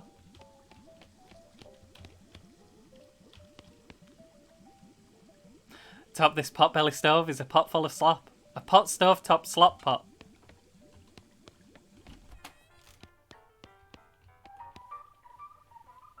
We wrote that's not a Sherf.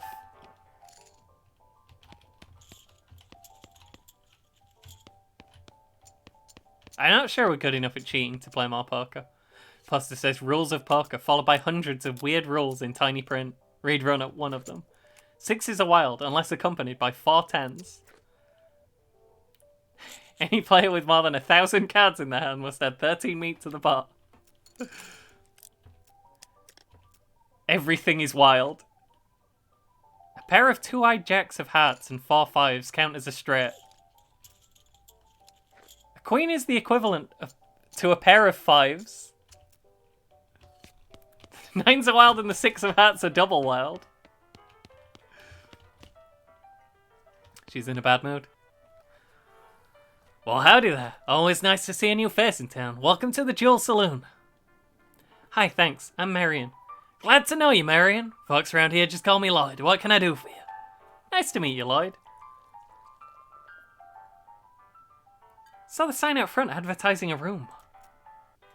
That's right. Finest room in the house. Plenty of room for your partner, too. You interested? How much does it cost? Well, that's where you're in luck. Previous tenant was a banker fella. And he paid a month in advance, right before getting himself killed by bandits. You seem like a decent sort, so the room's yours if you want it. Grass. Wow, great.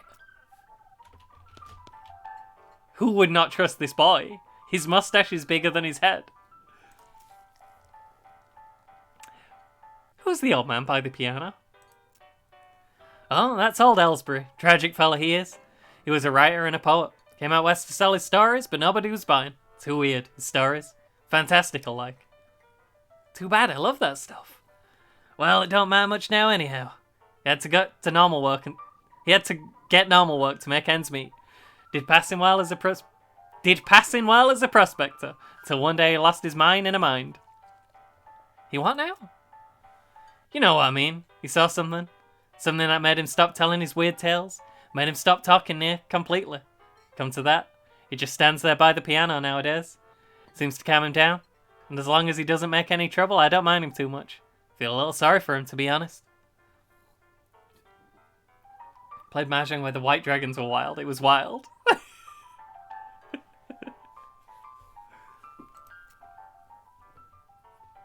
That seems like I wouldn't know what was happening. Run, I think. Read him and weep, and then tell me what it is. I mean, to be fair, that's normal. That's normal for me. Need help with anything? Well, if you're handy with mechanical type stuff, something's gone wrong with our piano player. Thought the music sounded a little off. Yeah, it's not supposed to sound like that. See what I can do. I'd have poked around in myself, but I lost the key. This has suddenly taken a strange turn.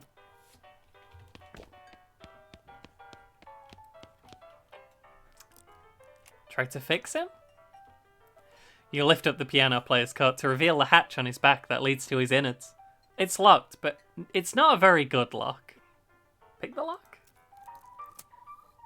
We don't have enough mysticality. You open the hatch and check out the machinery inside.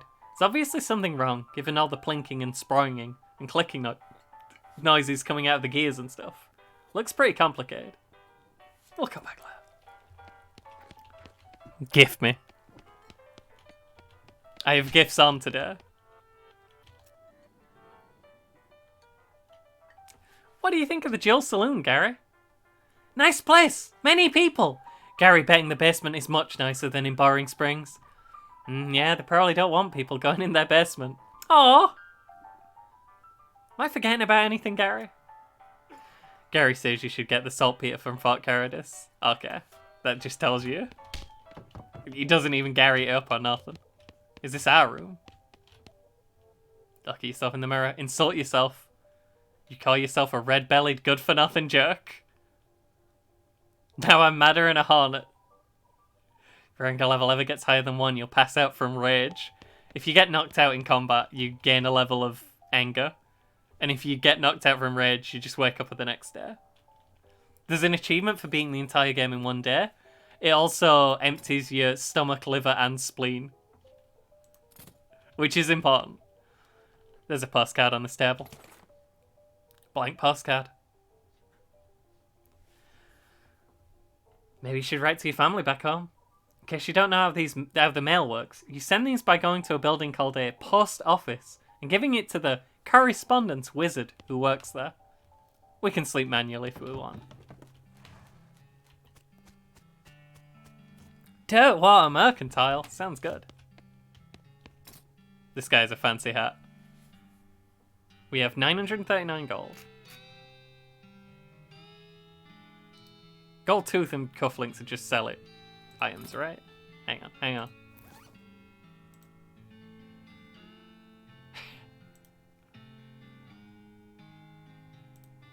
None of them say just sell it on them.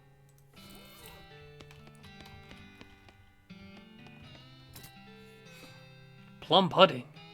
Disposable binoculars.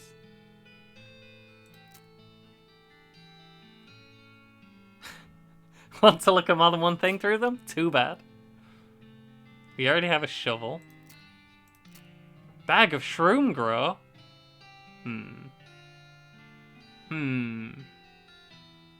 We do have a mushroom friend. Can we buy his hat? Does not look to be for sale. We can offer him the nasty ring for the hat. We don't need this anymore.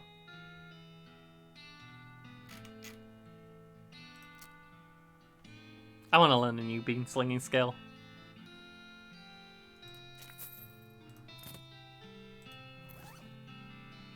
I think I forgot to turn in some of the glasses, so I didn't get as much money as I could have done. This is a cookbook. A cookbook specializing in bean recipes. There's a chapter about cooking bean dishes so small that they have to be served intravenously. Gives blood beans, a skill that lets you regenerate health during combat.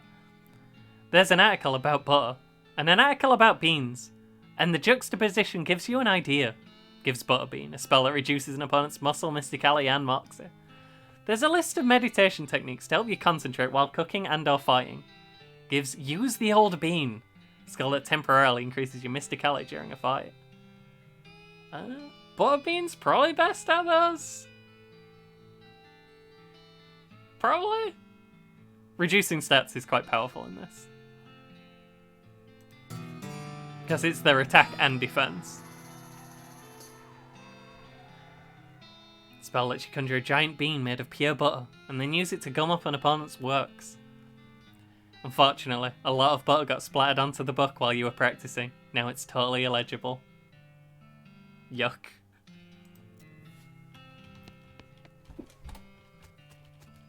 Blood beans are the new cottage cheese.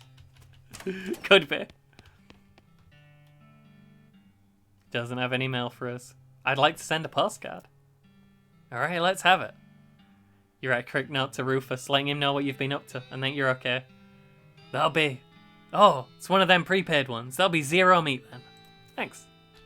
I think that does something for you, but I can't remember what.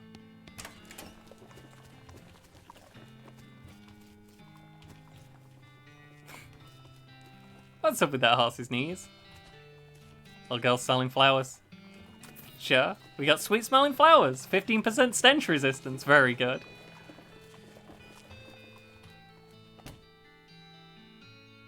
Clerk clears her throat. Howdy. Are you the sheriff here? No, we don't currently have a sheriff. They don't have a sheriff or a sheriff? Offered to be a sheriff. I could be the sheriff, maybe. Do you have law enforcement experience? Not really. Have you been to sheriff school? No. Do you have an existing relationship with Dirtwater's local government? Are you familiar with all of the local ordinances? Do you even live here? No. Then what? May I ask? Intonation makes you think you'd be qualified to be the sheriff. I just assumed... You just assumed that you could mosey into town and become sheriff on your first day. Oh, when you put it that way. She snorts. If I had 5 meat for every wide-eyed protagonist-looking kid who wanders in here thinking they're the most important tenderfoot to ever strap on iron, I wouldn't need this dead-end clerking job. Sorry. It's okay. Like I said, happens all the time. We were the No, the gun's the deputy. We have a kid, a toy badge for children.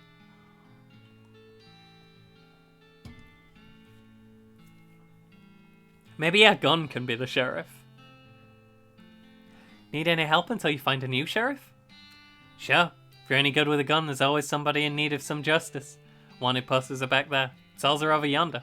She points behind her and off to the right, respectively. Take your leave.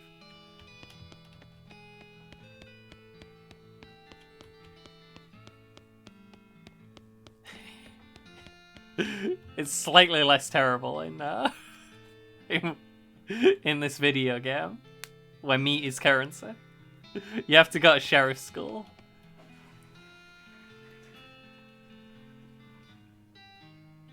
It's a wanted poster. A wanted poster, if accuracy is important. The house in the desert gang. For mortgage non-payment, squatting, general public nuisance. Also for murdering 2 collection agents. As seen in the house in the desert. We could do that. Wonder if the house is named after them or if they're named after the house. In any case, at least their location's unambiguous. We'll go after them. We can take care of the house in the desert gang. It's a wanted poster. No, wait, you misread it. It's a wasted poster. Close enough. The Stripy Hat Gang. For grand theft pain and tasteless hat vandalism. Last seen in the vicinity of Cavern Canyon. Cannot let this stand. Dirty, rotten paint thieves and low-down, no-fashion sense hat vandals. Despicable. Gonna go after them. For hat crimes.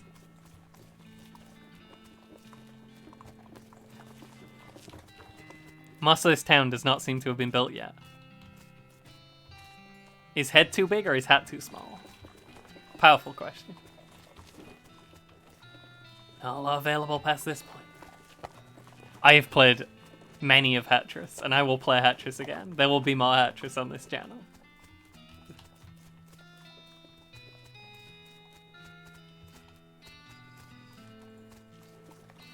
I made some regrettable life choices.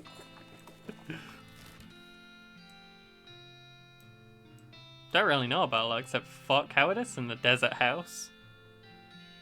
Well, I can go after that house in the desert kind of quick. Actually, stream is very near ending. Because Keishi's gonna be doing thingy, right?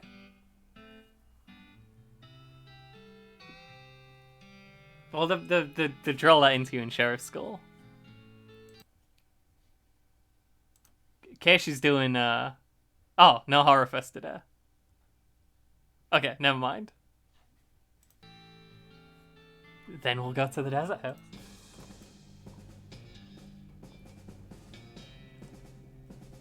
As you're riding towards your destination, a flash of colour catches your eye. You parallel park your horse and stop to investigate the source. It's one of those cacti with the rainbow coloured buttons on it. We don't have foraging. Horse footprints on the map are almost invisible because we picked the ghost horse, so the ghost footprints. As you dismount and approach the house where the bandits are holed up, you hear a voice from inside say, "What was that?" Uh-oh. Looks like you're gonna have to be sneaky if you want to avoid a full-on fracas. Sneaky is my middle name. Wait, really? Yes. Sneaky is my middle name. Okay, if you say so. Marion Sneaky Goldthwait.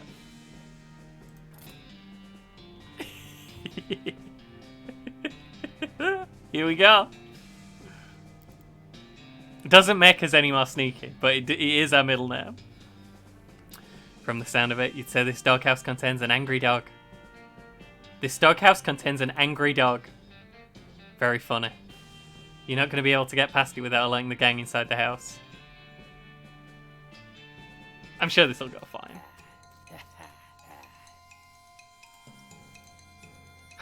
At House, Coffee House, and Rufus Roughhouse. This could be a problem.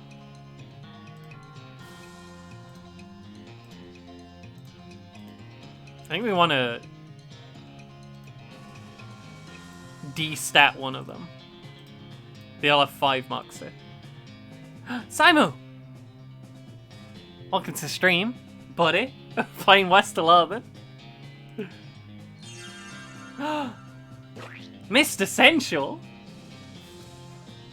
Gary will Gary Fu the target, dealing 8 to 11 damage. Gary will spawn a goblin grunt to assist you with the fight. Reproduce! Give me a goblin grunt. New Gary! New Gary just dropped. You'll never take us alive and we'll never pay for this house. Sorry, New Gary, you weren't meant for this world. You were too pure. Thanks for the sub! I'm doing alright. Were you doing Isaac? I haven't played Isaac in ages, and I should, because I love Isaac. You can only do that once, though. Now we got to rely on the Gary Fu. Hi, Freya. How you doing? This could be a tough fight. We might get destroyed here. I'm sure it's fine. Don't shoot Gary again. I said don't. And you did exactly what I told you not to do. We should have gone for Rufus Roughhouse. He's shooting twice.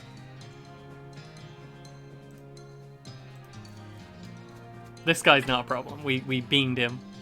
Does no damage.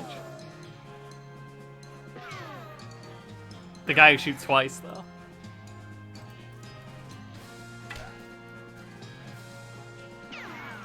Gary's fine. We're not fine.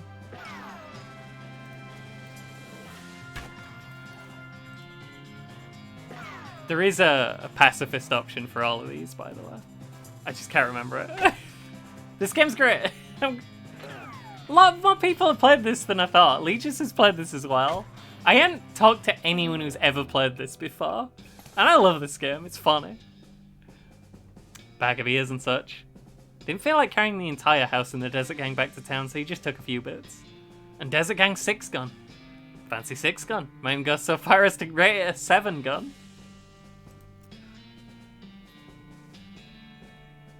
How you doing, everyone? Yeah, I wanted to get into the habit of, like, doing a thing when everyone raids over, just saying like, hey, if you've been streaming a while, you've been watching a while, feel free to take a break. You probably need a break. Do a break. We have a bat gun now. What do you think, Freya? Haven't beat it, but def enjoyed the bit I played of it. Yeah, that's fair. I have beat it once. Mr. McCready stuck to his guns.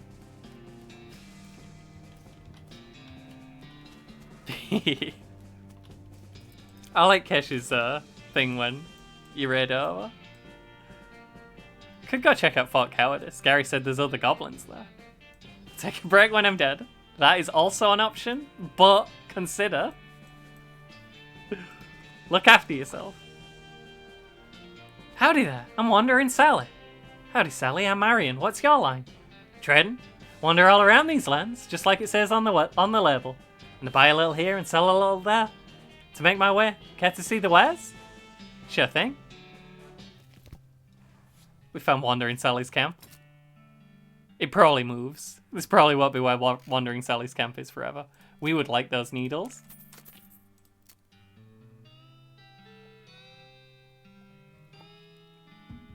Yo, those are some good boots. Maximum AP on those boots.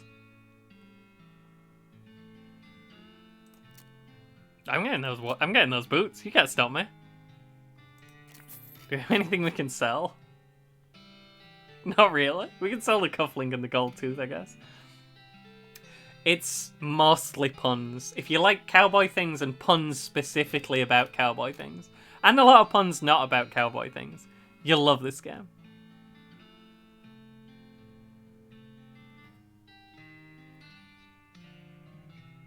That's fair, Simon. That sounds important. Wait, I didn't know you were moving. I'm sorry I didn't duck in. I was kind of down this morning. I didn't really do anyone's streams. I showed up in Sarah's for like 12 seconds. Gotta see Morale Buddy streams.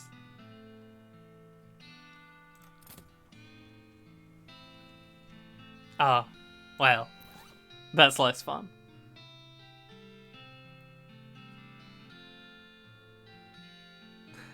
As a bisexual, I love puns. Fair. There are actually two rules, which we can see on the Discord. I almost said a different word there. Rule 1, no daughter. Rule 2, League is daughter. Those are the rules. Moving in with boyfriend. That's good. There's a silver lining. Those are the Discord rules. I think we should add a no daughter to the Twitch rules as well. I think it's very important to the stream that no one talks about Dota or I ban them as a joke and then have to ask them how to unban them. And they have to try and work out how to unban themselves while being banned. Oh no, Nightbot. Thanks for playing that bean, Simo.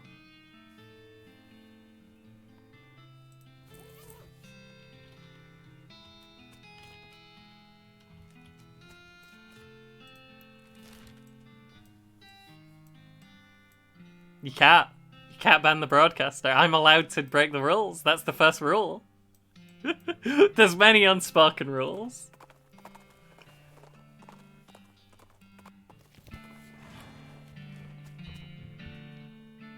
Just like the old saying goes, when life gives you cannons, make a cannonade. I can ban mods. Nice view from up here. If only we had some disposable binoculars. The broadcaster can ban mods. So, careful before you talk about Dota over here. This cabinet is mostly empty, but there are a handful of boring personnel records in the back of one drawer. They're incredibly boring. No, really, I want details. Fine, you read one. First Lieutenant Rebecca below blank. 76 Pyrotechnics Division. Pay grade 04. Born 8/12/46. Deceased 9/27/74. Deck. I don't know what deck. Blood type AB minus. Good conduct medal. Satisfied? I'm satisfied. I'm gonna actually ban the word.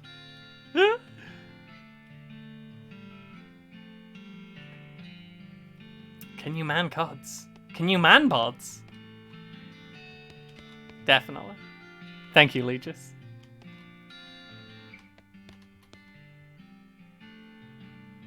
In general, this is a door. More specifically, it's a door to the General's office. Even more specifically, it's the locked door to the General's office. Not for long.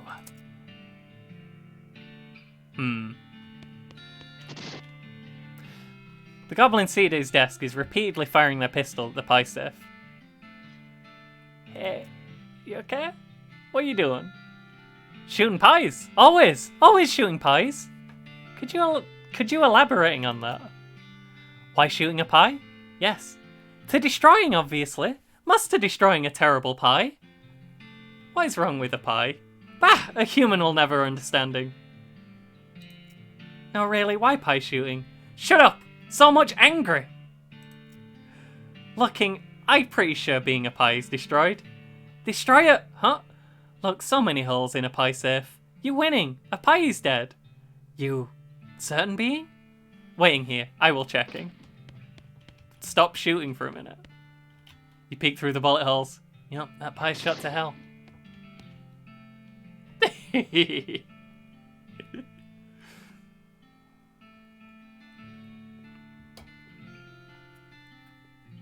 I'm not trying to skirt the rules by talking about League of Legends, by the way. League of Legends is also Dota.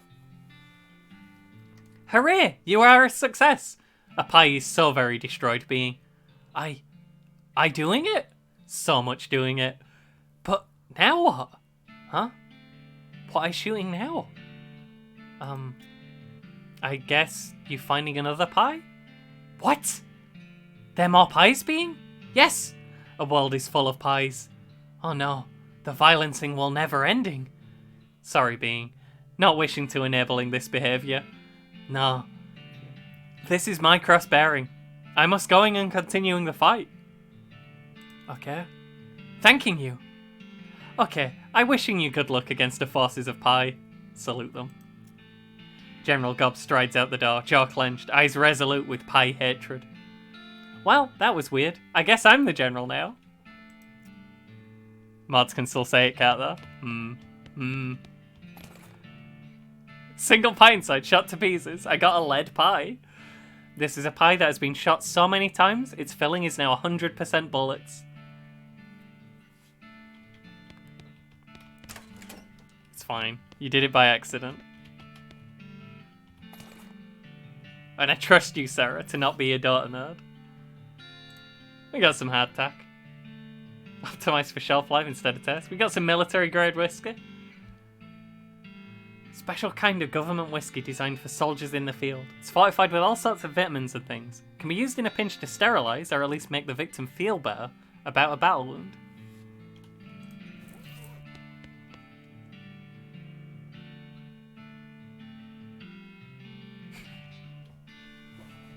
What do you want to do again? Don't talk about the D. Obviously. Shaker of saltpeter. This was the subject of a classic comedy bit, The Last Supper.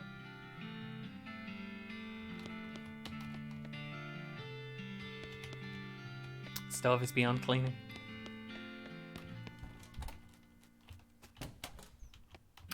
It's the same door.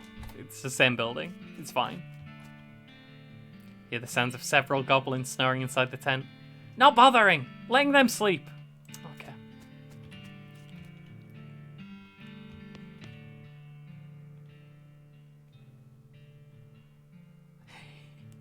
Okay. Based on the papers and anatomical diagrams scattered across its surface, you're guessing this desk belonged to Fort Cowardice's nurse. Look at the papers. Papers are mostly just boring medical records. Dental daguerreotypes? Lamentations that antibiotics haven't been discovered yet. That kind of thing. Hey, wait, what's this? This looks like it might be important. Marching orders. This is a set of army marching orders from before all the army's marching orders would just march back as east as far as your lily-livered little yellow-bellied feet can go, you damnable cowards. Look at the diagrams. Just a bunch of disgusting drawings of sliced open bodies. Nothing we can use. We gotta loot those medical supplies. Army field trauma kit.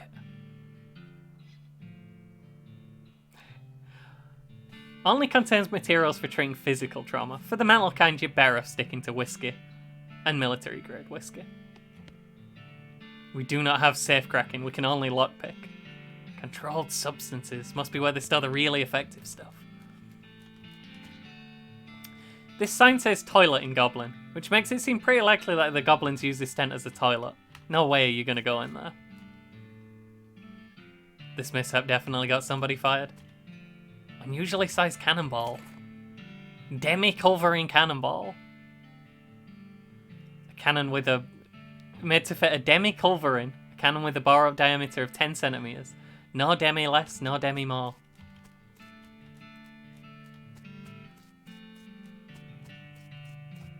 Is that everything here? I think that's everything here.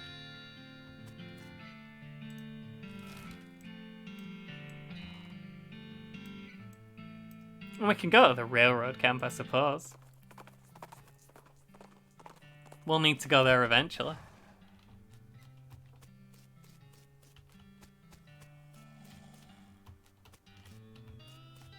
Who is this? This guy should never be put in charge of a switch. He's too busy playing with his watch to get any work done. Say, that's a nice watch. Where'd you get it? Bought it from this gal what runs a store down south of here. Name her Bunwillow. Bunwillow McSomething. Where's this store exactly? Oh, you can't miss it. Right in between a cactus and a different cactus. Point you to a spot on your map. Thanks. Don't mention it. Don't mention it.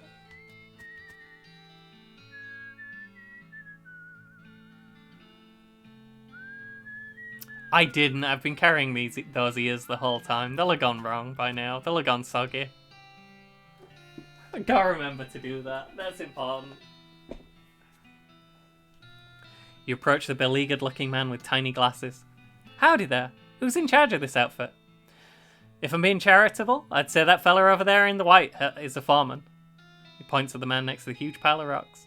And if you're not, he smiles. Then I'd say that paper-backed idiot over in that absurd white hat is the fella you're looking for. Alright, thanks.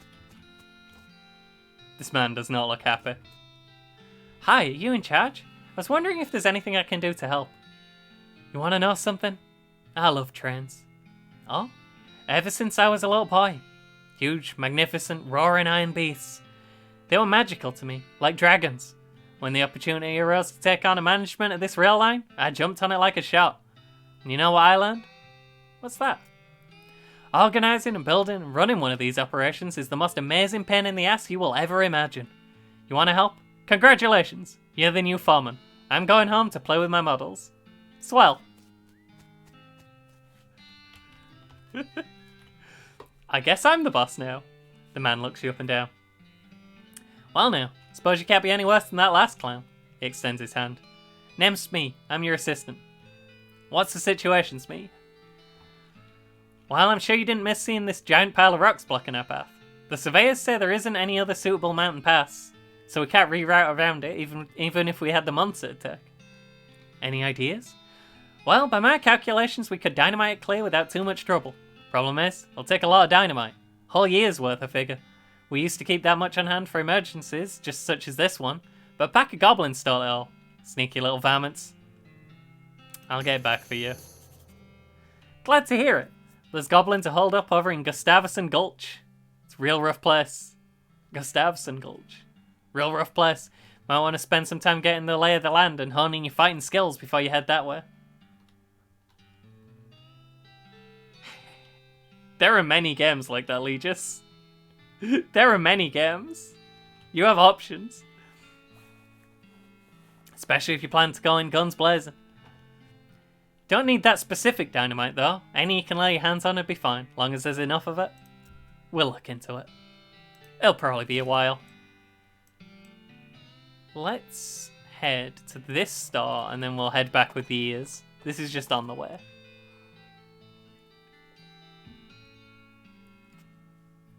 Come across the corpse of a cowboy.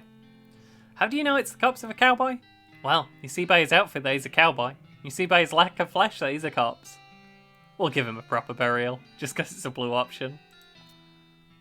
Dig a grave and put the cowboy's remains in it. 11 XP. Worth doing.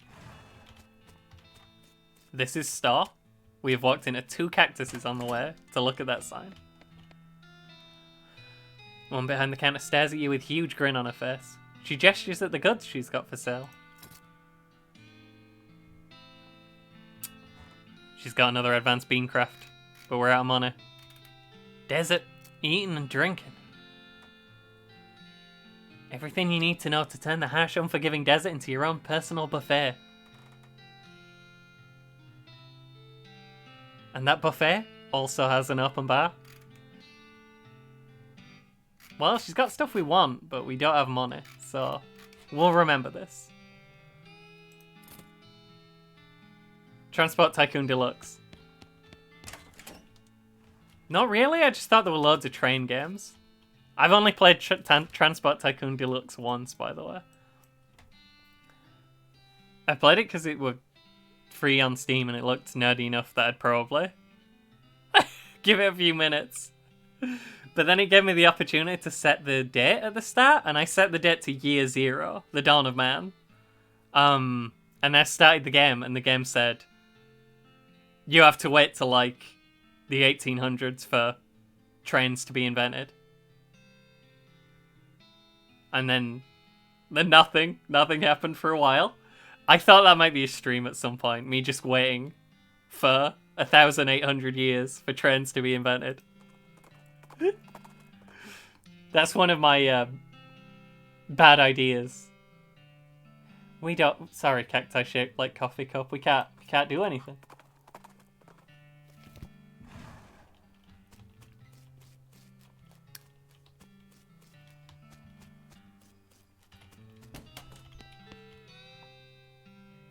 Give her what's left of the house in the desert, gang. Well, this certainly is a bag of severed ears and teeth and such. Which gang was this? House in the Desert gang. I'll take your word for it. Good job. Thanks a bundle. It's a really bad idea, but it would just be a chat and stream. Yeah. We'll have 1,800 years to do that. Why is my Mysticality so low? I have 86 XP. Where did all this XP come from? Which one gives me AP? I need that. And I definitely need Mysticality, because that's what spells use. Outfoxing would be cool. Let's get Outfoxing, it's reasonably cheap. We could do an extra level of Lava Father. Let's just explode the first guy in any given fight.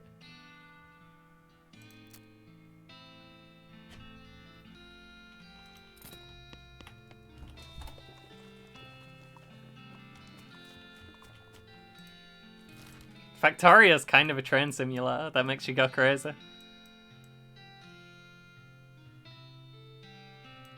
Cavern Canyon is the second. You know what? We got money, so we're going to buy a second spell on the way back.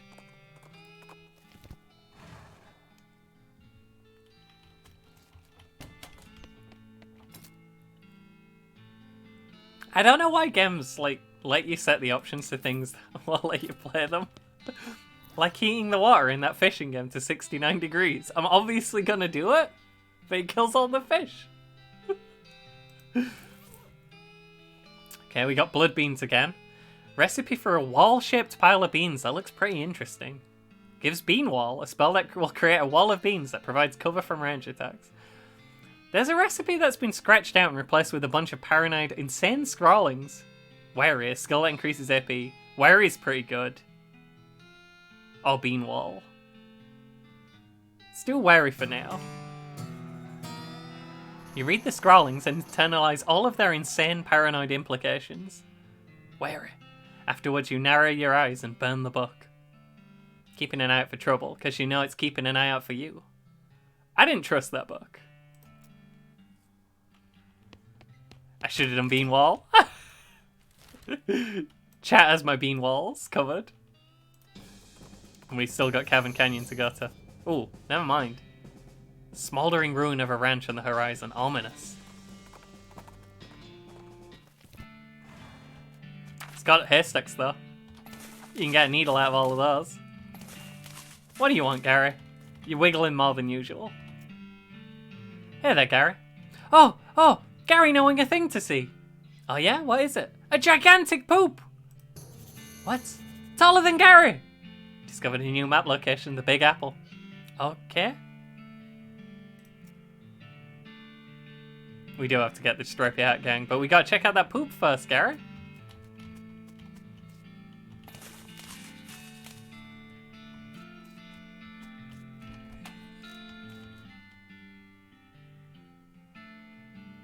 Still don't have safe cracking. Plum pudding. Sarsaparilla. So every time you get a bottle of sarsaparilla, one of my favorite jokes in the game, it like randomly generates a new misspelling of sarsaparilla. It does take up an extra slot in your inventory with each one though, so you end up with a lot of different sarsaparillas. But it's pretty good. Oh, I ain't eaten or drank anything. We could do some sarsaparilla. It'd mean we had it to shoot for the rest of the day, and we can shoot things better. Let's go for it.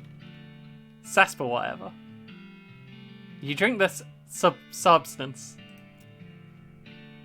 Aspergillus. Weird cow-shaped stain on the wall. Sure, that's fine.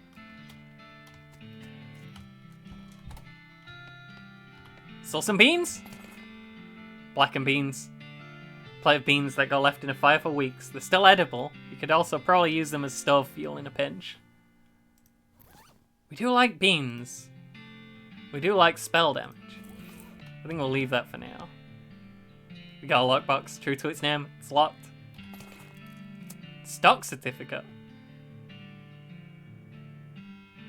Certificate entitling the bearer to 23 shares of Hatfield Pliers Syndicate, a company based in Topeka. All the books on the shelf are burned, but you notice something strange about the back of the shelf. Your deft fingers find a hidden catch and the back panel of the shelf slides away to reveal a secret compartment. There's a book inside. Mary Stearns' diary. Little girl's diary, browned a little around the edges, but otherwise untouched by the fire. This toy box contains a single object, a creepy burnt porcelain doll. Talk to it. It's the work of a moment to fix the doll's voice box. This sounds horrible. Pull the string. Pull the string. The doll's eyes roll back into its head and its mouth begins to move. Hi, I'm Grace. What's your name? I'm Marion.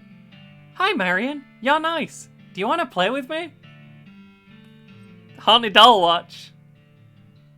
Yeah, let's play. Hooray! Mary used to play with me, but we didn't get to finish our tea party before she went away. Will you help me finish it? I trust Haunted Doll. Surely. Hooray! The game is almost over. Mary did such a good job. The doll's eyes roll back forwards. Go downstairs and get my cup. Do you know the magic word to make the mean cow let you into the secret room? No, what is it? The magic word is peanut butter. The doll goes silent. Got it, peanut butter. You shudder as you realise that talking dolls haven't been invented yet. Spooky.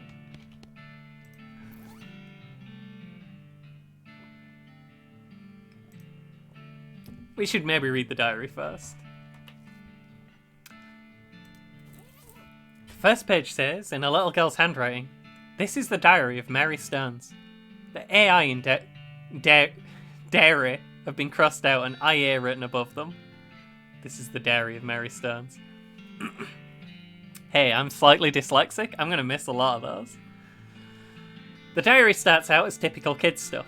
You flip ahead until you notice the writing getting shakier.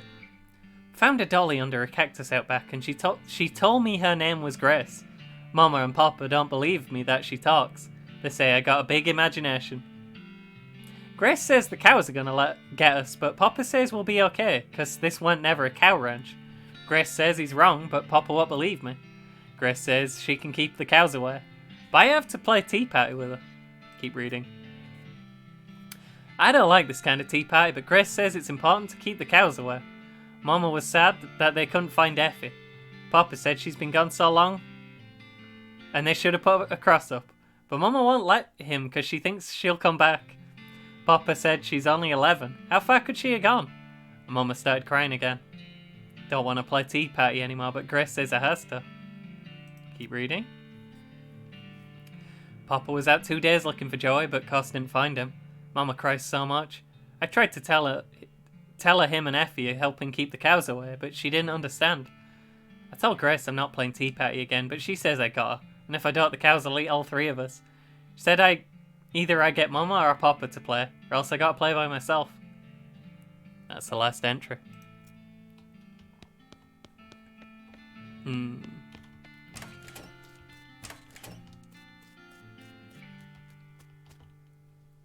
Whisper. Peanut butter.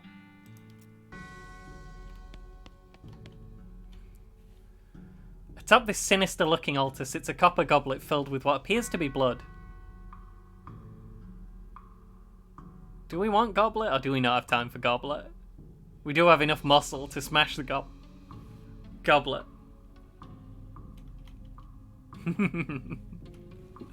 Do we...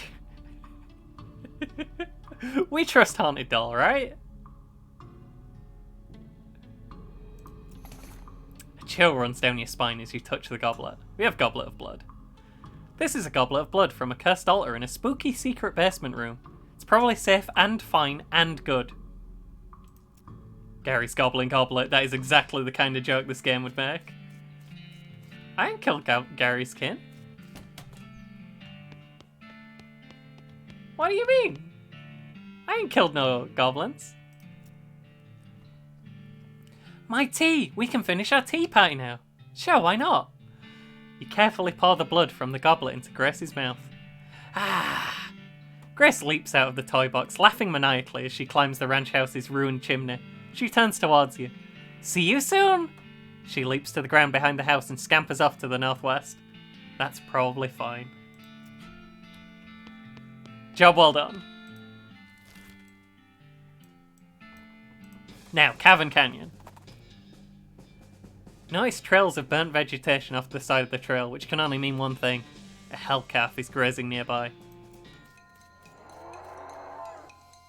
It's a hellcalf. Doesn't like fire though. It's not one of those fire hellcalfs. Good job, Gary. You put that abominable calf out of its misery. We got cow's blood. Some blood from a demon cow. It pulses and scintillates and bubbles as if it's still alive.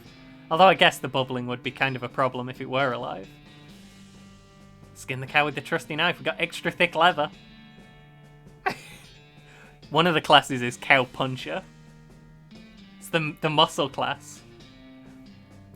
Leather taken from one of the lesser cows of the lesser of the region's demonic cows. Moo. This entire game is the cow level. Danger. Spider. This is fine. Weapons. We need those. Fancy knife. This is the kind of knife you'd wield at a fancy cocktail party. You dig through the crate. It's mostly full of packing straw, but you find a pretty fancy knife at the bottom. You hear a sudden chittering coming from the big hole behind you. That's fine. Let me equip that knife. Dead quick. We have 13 marks there. I hope the spider has a gun. You must have a death wish standing this close to the thing. You should leave right now before that spider eats you. Okay. I understand. What about this cave? Bods can't hide from your prying eyes or your prying crowbar. That's where the spider lives.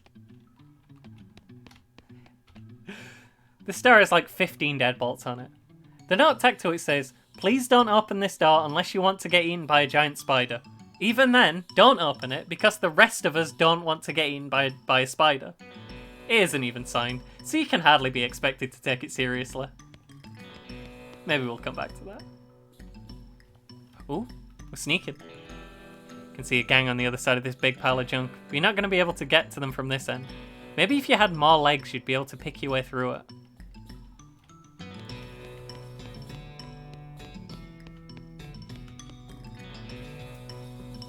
Tunnel behind this opening goes straight up. There's no way to get through it though, unless you're a huge spider.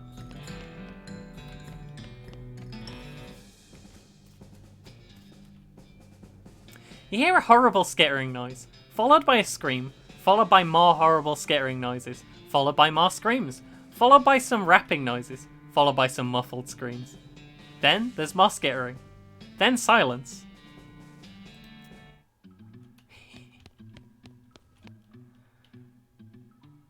This gang has been prepped for spider consumption.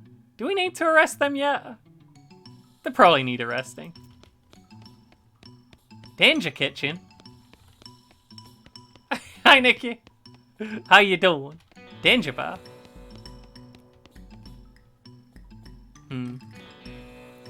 Poor Sherf is chained to the wall. His eyes widen as you approach. Hey, you're not one of them. Are you here to rescue me? I guess. Oh, thank goodness. He thrusts his hand into yours and shakes vigorously. I'm Doug. Marion. How'd you do, Doug? Well, I've been chained up in this dank cave for weeks, cooking for those stripy-hatted idiots. They're with the Stripy Hat Gang, I forgot. That sounds awful. You want to know the worst part? There's a perfectly good oven 8 feet to my right, and a shelf of perfectly good ingredients 8 feet to my left. How's that the worst part? Chain's only 4 feet long. That's rough. I know, right? There I was, fresh out of culinary school with a million meat idea in my head. And now here I am, 4 feet shy of my dreams, cooking the same pot of soup over and over again. What million meat idea? You promised not to steal my idea, right? I promise. Okay then. It's a new kind of sandwich, or maybe a taco. It's so revolutionary that I'm not quite sure where it fits in the whole hand food taxonomy, to be honest. Okay, in the middle of it, there's a sausage. But it's a sausage made from the cheapest possible parts of a pig, ground up so finely that you can't identify it anymore. Okay. And it's served in a long split roll, which soaks up the grease so you can't tell how fatty the sausage is. And the best part? The name. You should hear the name. You ready to hear the name? Sure. I call it the Hot Dog.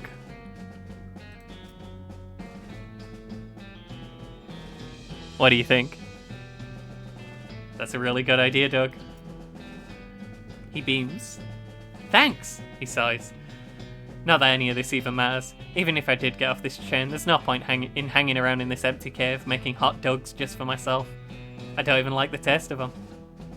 Could always stop shopping dirt water. Hot dogs, actually, Nikki. It's a new thing that's just been invented. Brilliant! You're a genius, Marion. Hot dogs for sale, all day, every day. I'll make a mint. Say, there's an idea. What if I added mint to the sausage mixture? You help me break these chains. He leaves the cave, hauling the oven and shelf full of ingredients, murmuring to himself about new sausage recipes. That's that then. And a bad shelf. Nothing in the pot, not even beans.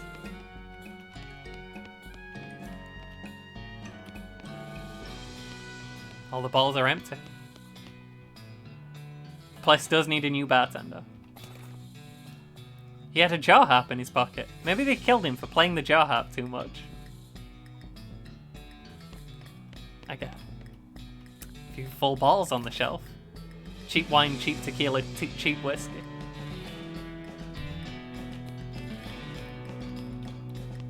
Everything else is empty.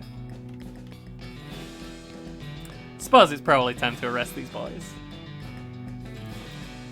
You stack the cocoons on the back of your horse, except for one, which Gary offers to drag, and head back to Dirtwater Jail.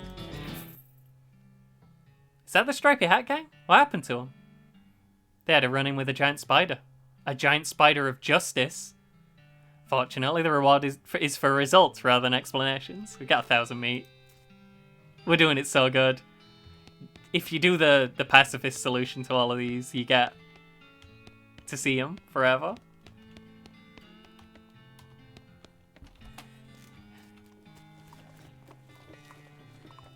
The misspell is sign.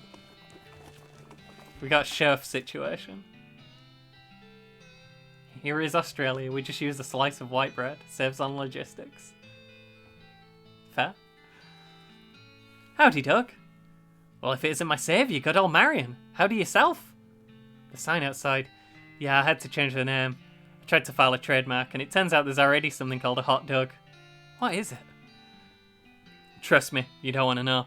I wish I didn't know. Anyway, single letter removed and I'm in business. He gestures at the menu on the wall behind him. Elegant hot dog. Jumbo dog. Saucy dog. We do have a lot of money now. Could buy a quick hot dog. And this one would make us better at spells for the day. Exactly enough sausage and exactly enough bun to qualify as a hot dog. It is perfectly efficient. Thick, sturdy hot dog for a thick, sturdy cowgirl.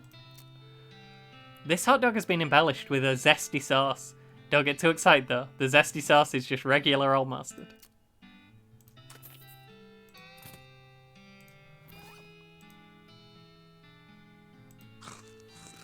You eat the hot dog using the exact minimum amount of energy for biting and chewing. Optimal. Elegant dogging.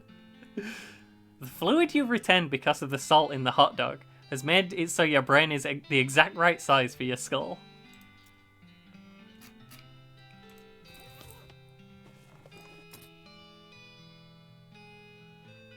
We got pretty good numbers now. For the rest of the day, at least.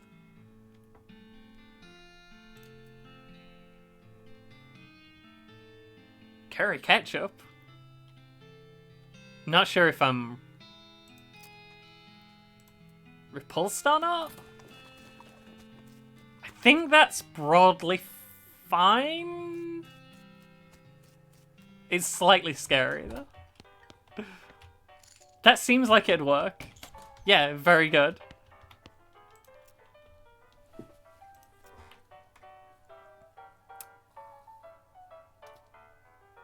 You recalibrate some springs and rearrange some gears, and the machinery inside starts operating smoothly. The music improves immediately.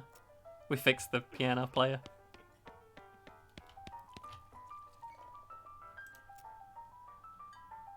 Fix the piano player for you, Lloyd. That's a good idea. I've run out of juice again. I'll have to go get a drink. Thought so. Sounds much better. Thanks a heap, Marion. I'd offer you a free room in exchange, but you already got one. No worries, Lloyd. Anything else? No, everything's right around here. You're looking for work, you might ask at the jailhouse. Do they have any more work at the jailhouse? Because we arrested everyone we could arrest. Except for the people who we turned into a bag of ears. The Potemkin gang. For unlicensed civil engineering, flaunting of construction regulations. Poster shows the location of the suspicious city the gang is hiding out in. You know the location? Resolved to bring these unlicensed builders to justice. The Black Hat Bandits. For horse theft and selling of counterfeit glue. North towards the old millinery. No good can come of criminals with access to hat-making machinery. Got put stop to that. You mark the location of the millinery on your map. Spend some time saying millinery over and over. Millinery. Millinery. Millinery. It's a good word. I agree. Anyway. We're gonna do another stand in the saloon while I take a quick break to get a drink. I will be right back. I like this game. We're having quite a good time. It's just a calm, quiet stream today. Nothing crazy's going on. I ain't got like the Gex redeem on, I think, so that's fine. No one's talking about Dota the way it should be. It's a good day.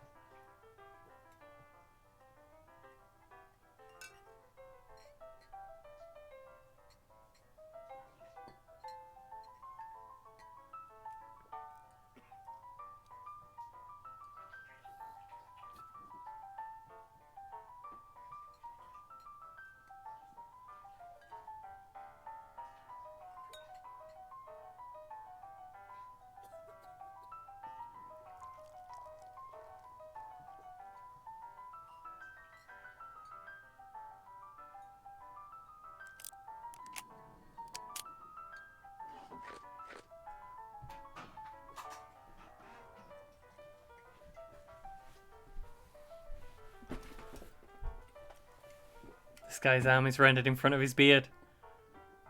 It's true.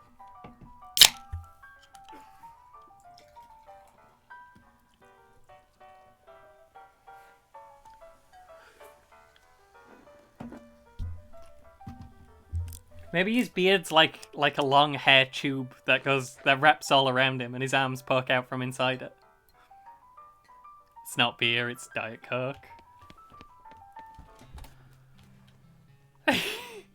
Griffin, rip it though. Of course.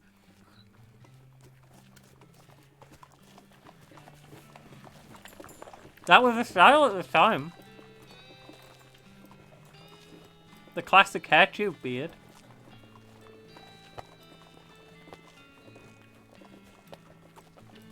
I could hear weird things and I wasn't sure if it were me chewing somehow that I could hear back through. Last time I ran away for a minute, I got biscuits. And I forgot to eat them until now.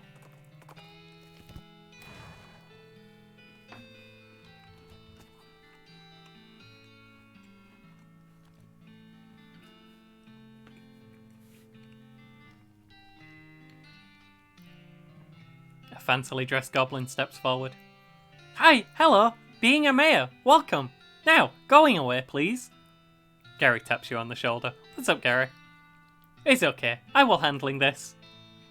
Gary and the mayor converse for a bit, too quickly for you to follow what they're saying. What did he say? He's saying okay for giving dynamite, boom, but you having to riddling first. Riddling? Yes, a contest game. Well, let's having it. The mayor clears their throat. A crazy thing, having no legs at morning, and no legs afternoon, and also no legs having at night. What is that? You glance at Gary. Hey, Gary is not helping. That would be cheating. Bad. Is it a man, a no-leg horse, an egg, or a snake? Thanks, Simon. Thanks for stopping by. I'll see you. Owl buddy.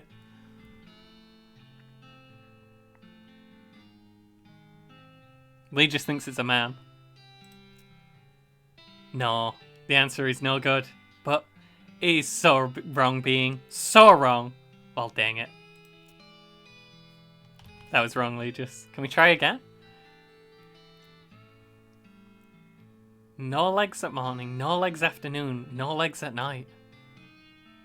It's either a no-leg horse or a snake, I think. An egg? Okay, yes. An egg having no legs. Ever. Correct. Well, except if it hatches into something that legs having. But then he's not egg anymore, so who caring? Okay, sure. Next riddle. You ready? You're right, Legis. Yep. More eating, lighter getting, shorter living. What am I? Well, it sounds like a fire, but is it an egg again?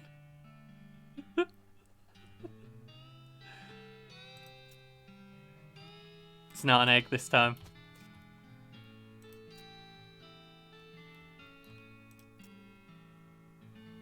It's not a fire. Of course not. Is it a snake or a mare?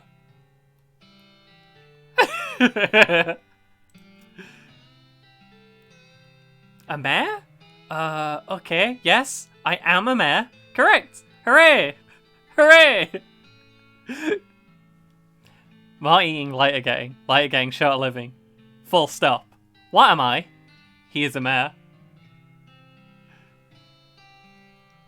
Hooray! One more riddling, ready? Yep. Okay, last riddle. Here it is. I only got it after I'd already said. Metal thing with little teeth. In a hole while turning around. Entrance to my house is found. Where is it?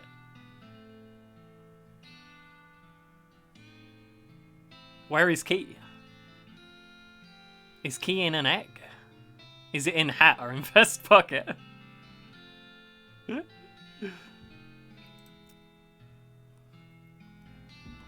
He actually doesn't know where it is. Is your key in your pocket? No, he's already looked there. Is the key in an egg? He already looked in an egg. Under the welcome mat? He actually needs us to find the key. Okay. Oh.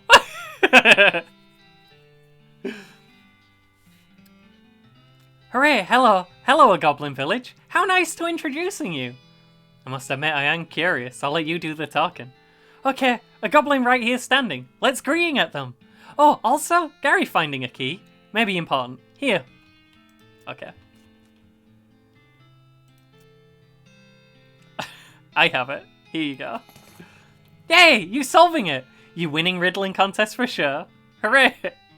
Here, you can dynamite having. Don't eating it all at once. Dynamite, 1 year, is stenciled on this crate in an official looking typeface. Contains enough dynamite for a whole year. Cool boy.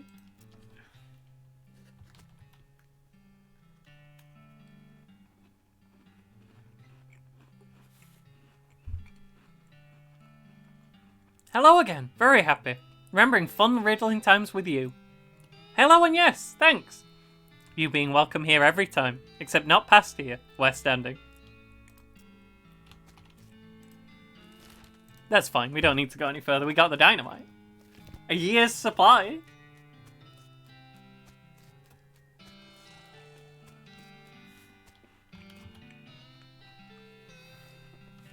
We found the year's supply.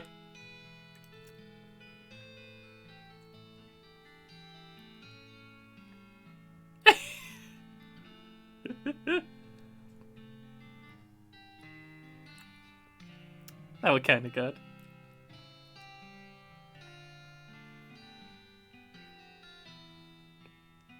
I liked the...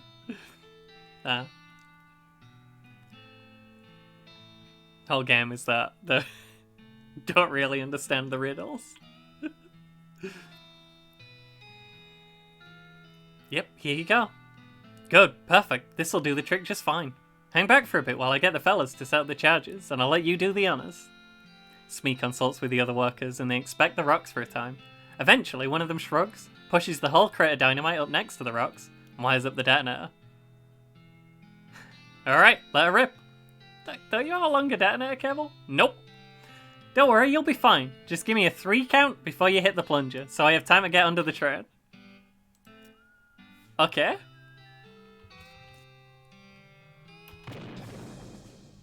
Kablooey! Spheres didn't say anything about a crazy rock monster. Quick, you're the protagonist, do something about it. I can try.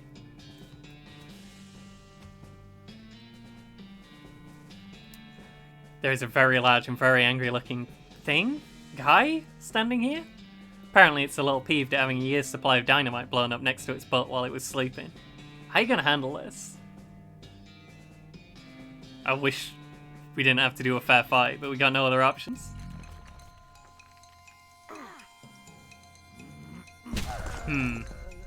Rockman is powerful. Definitely gonna need Butterbean. We have a lot of action points.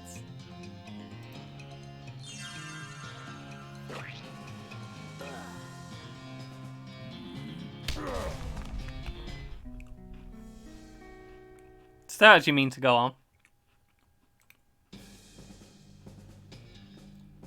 You're so angry about losing that fight that you pass out.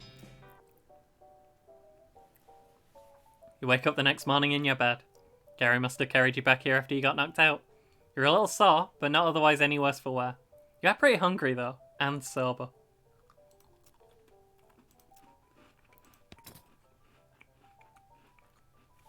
It emptied our stomach, liver, and spleen. Terrible.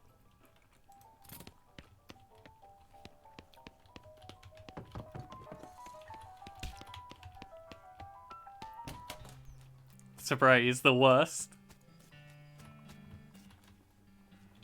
But we did post a postcard yesterday, right? We got a package from Rufus. He's weird, but he's a sweet kid at heart.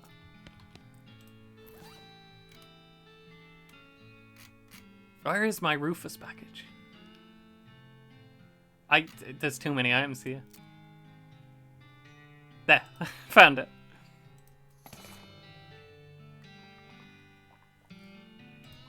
It's a new bean slinging skill.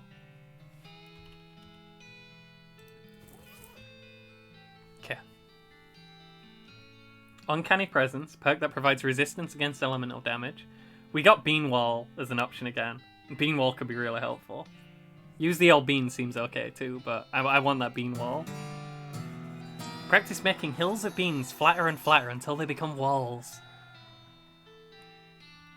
Unfortunately, just as you finally master the technique, you drop the book on the other side of one of the walls and lose it. You hate to see it.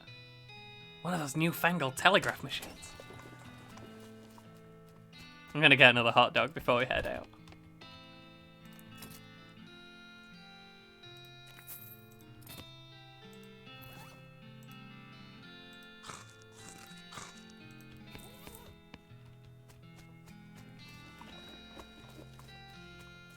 And also, I didn't buy the Beancraft book from here, did I? Yes, I did. But I didn't buy the bag of Shroom Grow.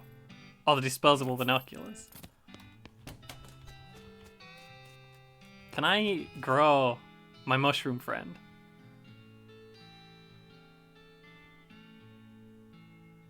Ah! Hustling! And over there! Bustling! Gary loving this place. Gary wants this! You give the bag of Shroom Grow to Gary, and he tears it open and starts shoving brown lumps into his mouth. A deliciousness! Gary has become more powerful. Now, here's the thing we can do.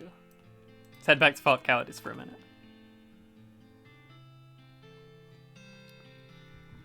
Counter an overturned wagon surrounded by ruined books and broken pairs of spectacles. Looks like a family of especially literate homesteaders met an untimely end here. Tragic. Pour over the detritus and manage to find exactly one book that's both undestroyed and remotely interesting to you. It is another Beancraft book. No one's ready for powerful Gary.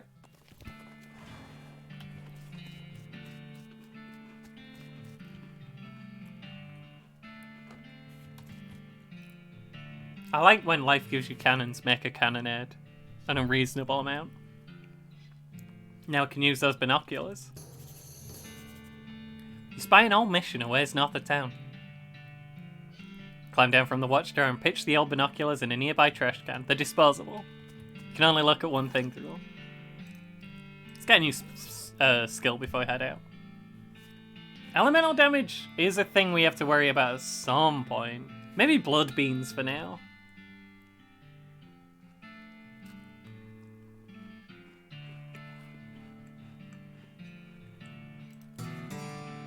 You master the art of microscopic bean conjuration and fill your bloodstream with restorative proteins.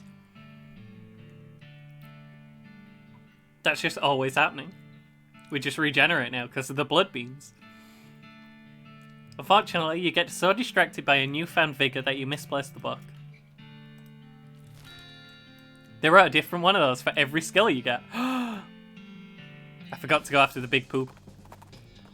It's more important than the other thing we were doing. You encounter a bandit who doesn't look very bandit-like due to the lab coat and slide rule holster. Fortunately, she's also wearing the standard black bandit hat. Otherwise, you might not have been able to tell. Alright, Buster, this is a stick-up. Hand over the meat. You don't seem to have a gun. How about I just punch you out and leave instead? Ha! I'd like to see you try, because I've invented an anti-punching ring, and that'd help me test it. Examine a ring. An anti-punching ring? How interesting. May I have a look? Are you using a positive matrix force field? Positive matrix? No, it's Sigma field derived. Sigma? Oh no, that won't do at all. I mean, it'll soak some kinetic force, sure, but as soon as things get heavy, that's gonna overheat and burn your finger off. Oh jeez, really? I hadn't thought of that. Back to the drawing board, I guess. She tosses you the ring and turns to leave. Ring of moderate unpunchability. This ring has a weak enchantment on it that renders its wearer nominally less punchable than usual. Nice.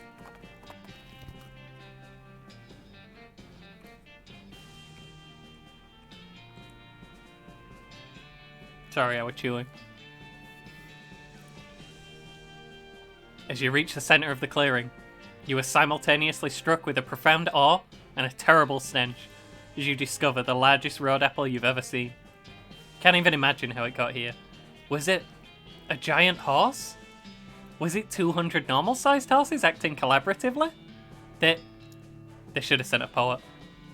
Yeah, they should have.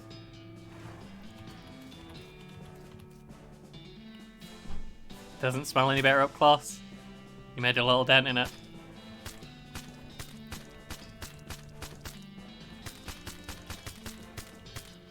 It's quite a bit smaller than it was before.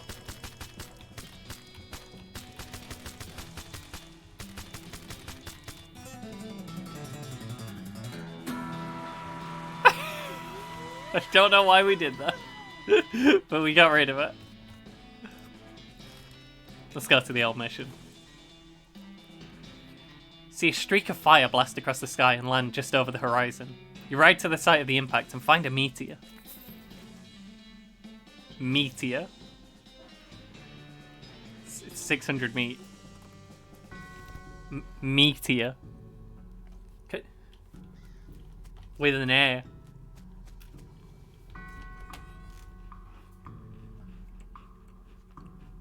I think we got one of my favourite items here. Just one of my favourite bad jokes. Not priest, so we shouldn't mess with this. You see,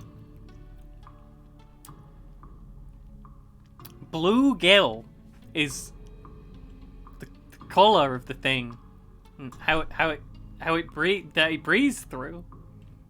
So pink lung would. Oh my goodness, oh my goodness. What's wrong, sister? They came back. They just came back and took them. I couldn't stop them. Whoa, slow down, okay? What happened? A holy relics. The saints just stormed up out of the catacombs and took them back. Wow. I didn't know what to do. I thought that maybe they'd fire me if I tried to stop them. The cardinal will be here any minute. What am I gonna do? To start with, take a deep breath and try and calm down, okay? What's your name? I'm Sister Mary. My name's Marion. Now, what's this about saints? Our mission is to protect 3 sacred relics. I'm the relics keeper. It's my specific job to look after them.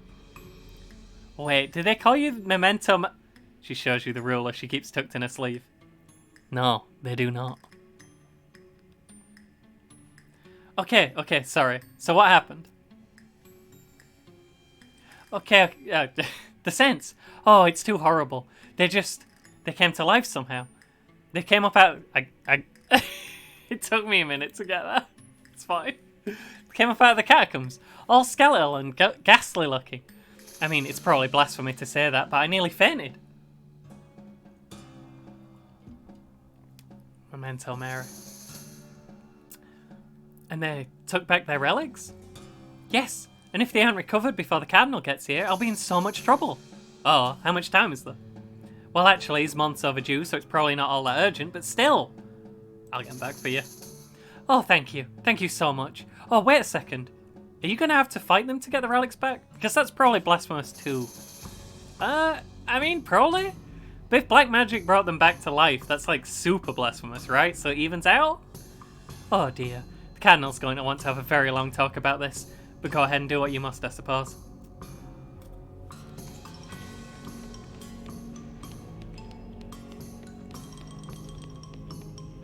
Good luck down there.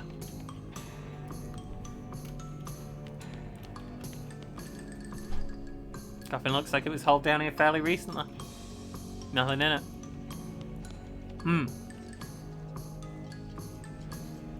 This seems out of the ordinary. Precariously balanced pyramid of skulls. They're all riled up and twitching. Kick it over. You sure?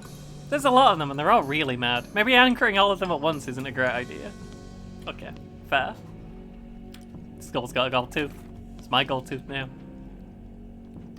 Skull's twitching in an unnerving fashion. Though I guess there's no way it could be twitching that wouldn't be unnerving. Let's see what these skulls are made of. Those are tough skulls. Those are tougher skulls than I thought they would be. How much health do I have? Less than the skull. I have 30 health. It's fine. How much? 19 damage? Could get him with the butter beam first. Soften him up. I think that's probably the way to go.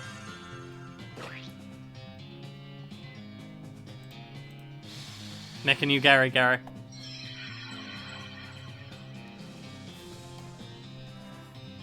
you using magic on me? That's not gonna work.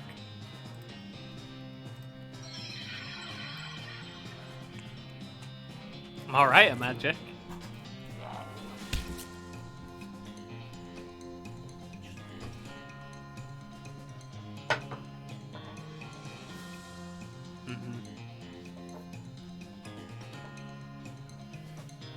One second.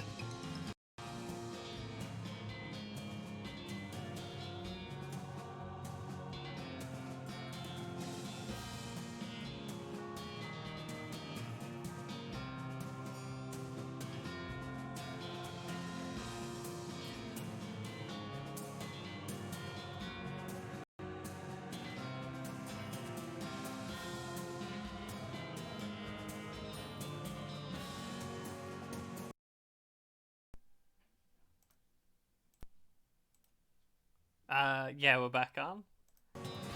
I didn't realize until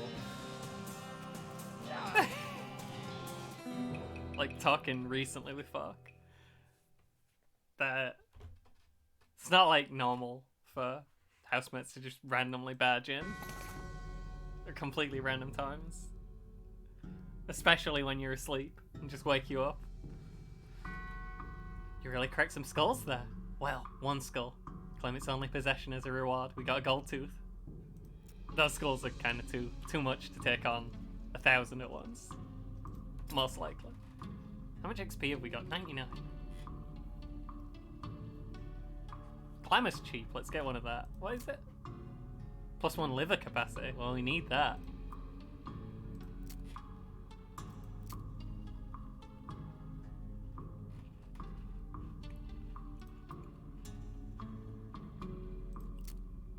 Do want spell damage as high as we can get it.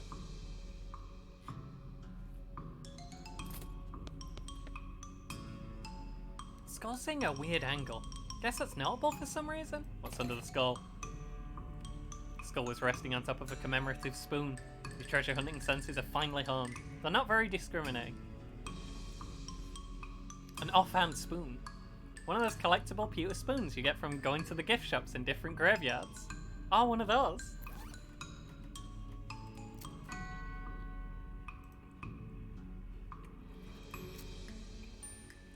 That porcelain cow boosts spell damage, though. This skull's whispering at you. This doesn't seem right. Sounds like gibberish. The really creepy gibberish.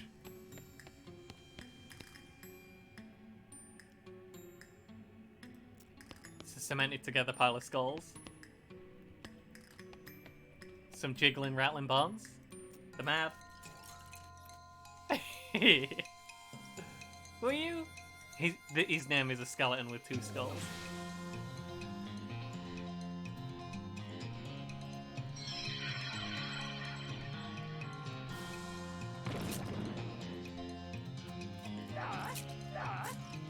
Gary! I know he did that. He did 2. He had 1 whole skeleton and 2 additional skulls.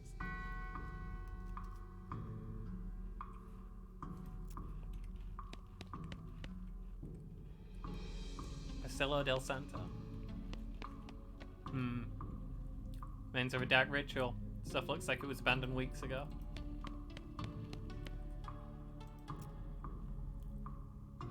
Here lies Saint Beefus. After he died, his body kept trying to rise to heaven. But it was so heavy, it just kind of flopped around a bunch. They had to inter him in a big stone sarcophagus to put a stop to it. Gross.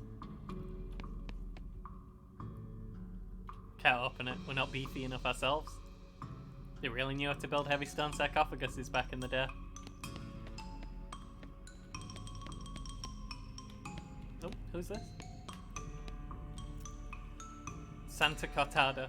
She was drawn and quartered by heretics. And then the quarter that had her head on it was beheaded. The dismemberment was so effective that nobody was able to get a body to stay together even after she was just bones. We can do that. Do I now have to fight the bones?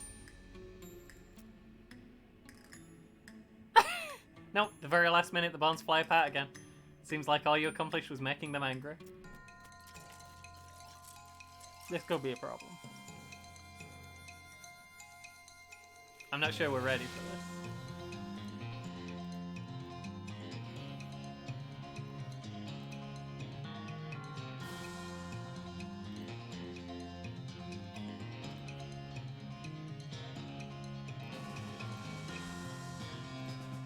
We can debuff all of them horribly. I think they're all mysticality.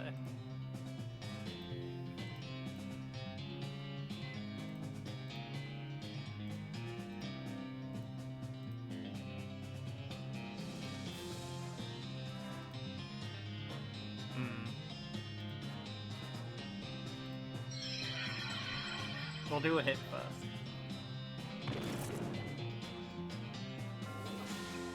Gary, make another Gary.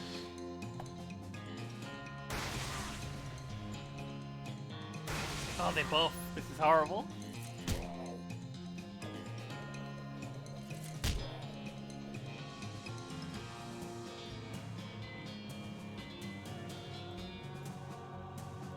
Which bit buffed? I think it was the ribcage buffing everything.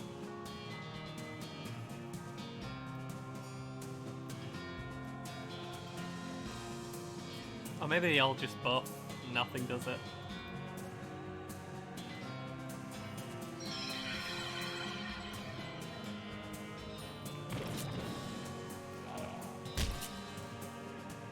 Great job, Karen.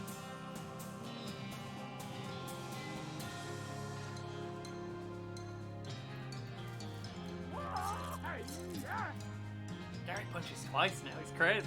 It's a skull that does it.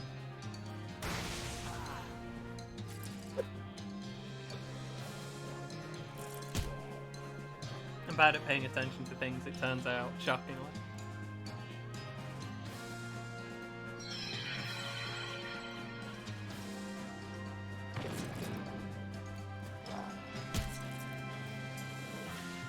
Get rid of that skull, Gary.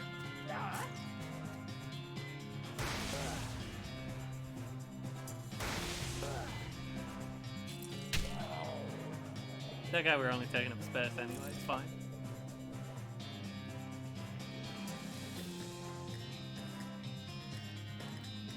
Gonna need to use a medkit, I think, here. Just bump yourself on the head with it.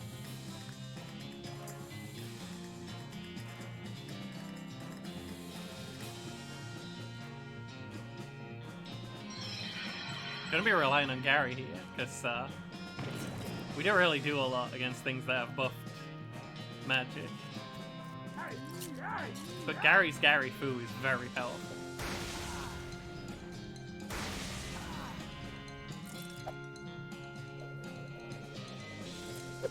The cat punch Gary is too strong. I think if we hit this, Gary will be fine to finish it off. And the arm bones are the ones that shoot spells. The arm bones shoot lightning, all the others just punch Gary and miss. Oh, I thought I had more biscuits. I've eaten them all.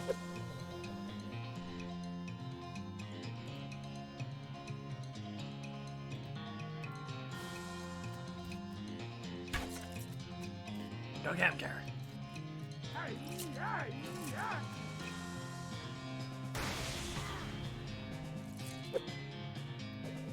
This seems under control.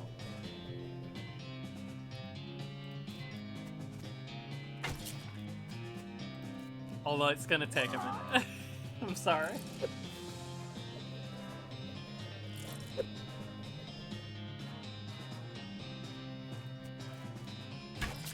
We'll start on that one, and then Gary can fight this one.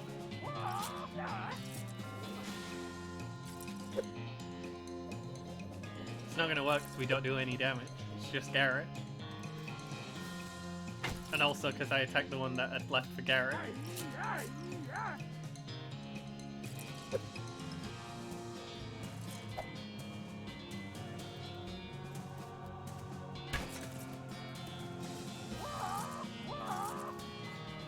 Carrie's going hog wild over there.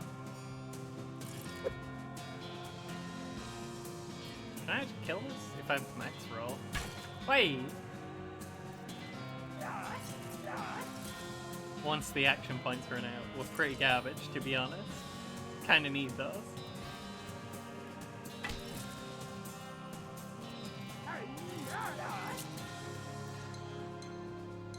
We need to buy more of the stuff that makes Gary big.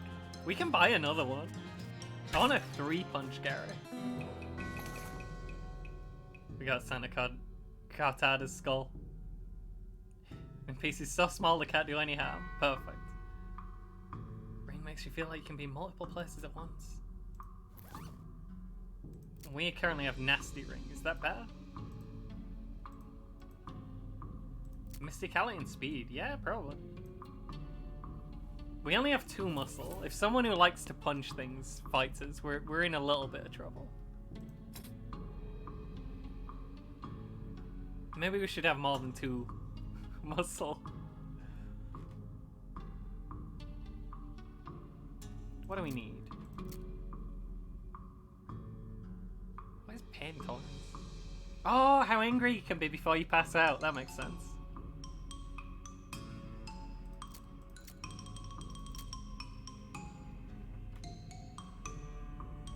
Give me another gumption.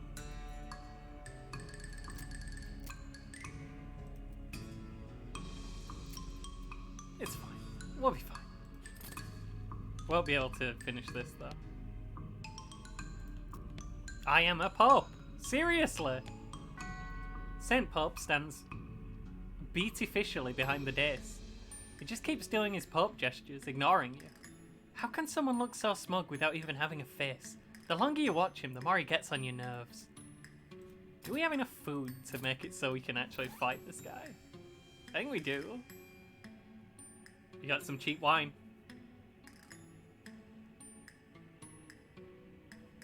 Well, it says it's from Italy, so it can't be that bad, can it? Oh wait, it actually says it's from Italy. Wine dined. Wine at least. Drink the cheap wine, wishing you have some cheap cheese to go with it. Oh well, it would be tawdry to complain about it. We're going to insult the Pope. You unleash a torrent of insults that would make a sailor blush, and a sailor's mother ashamed of a sailor. Saint Pope's eyes narrow. Looks like you finally managed to make him mad enough to fight you.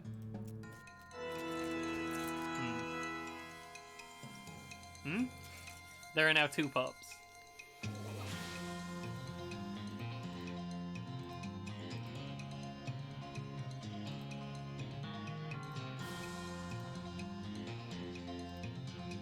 Let's debuff the boss one. The debuff is very powerful.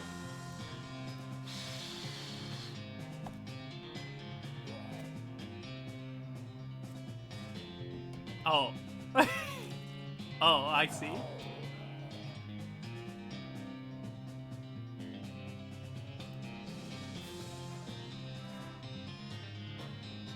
This is a problem.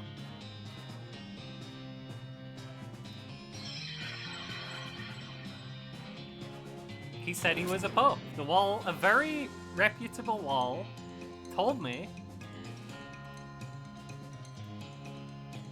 Can I punch him or will he get blocked? Actually, no, we can just punch him. That's a lot of damage. Stop.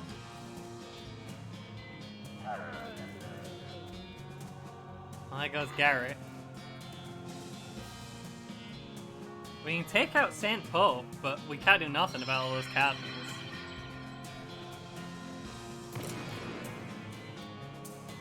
These are cardinals. Oh yeah, that's true. You're right. We gotta rush him down quicker. We are now angry though. We have been excommunicated to the hallway.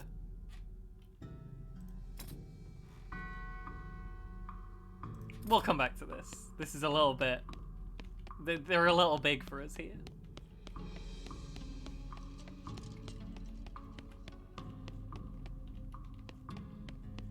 We got one skull. Gary's fine. Oh, the skull back in its little glass prison. Seems annoyed, but Sister Mary thanks you effusively.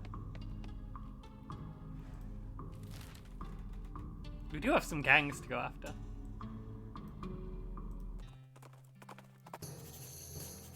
A circus?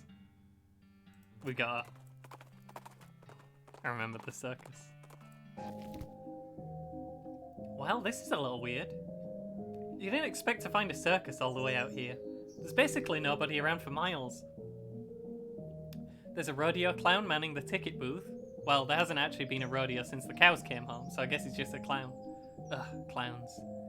You are not liking painted mans? They're so creepy. When I was little, my uncle would give me nightmares with old stories about them. Yes, yes, old stories. Goblins are telling old stories too. Evil painted mans and evil fire cows far, far below, always fighting. Many wars. Yeah, that's right. Supposedly rodeo clowns dress up like that because the first rodeos were reenactments of those battles, and it became a traditional thing.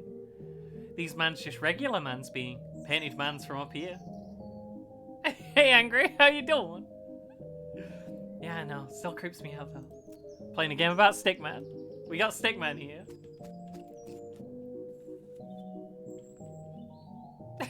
How you doing, Angry?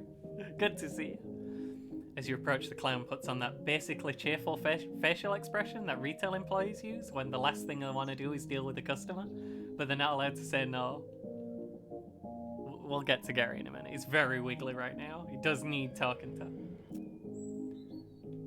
Welcome to Barnaby Bob's Perfectly Normal Traveling Circus sideshow, ma'am. How can I help you? I'd like to see the circus. Or would we like to run away with the circus? I'd like to run away with the circus, please. Are you a little old for that? Sorry, we're not hiring. Unfortunate.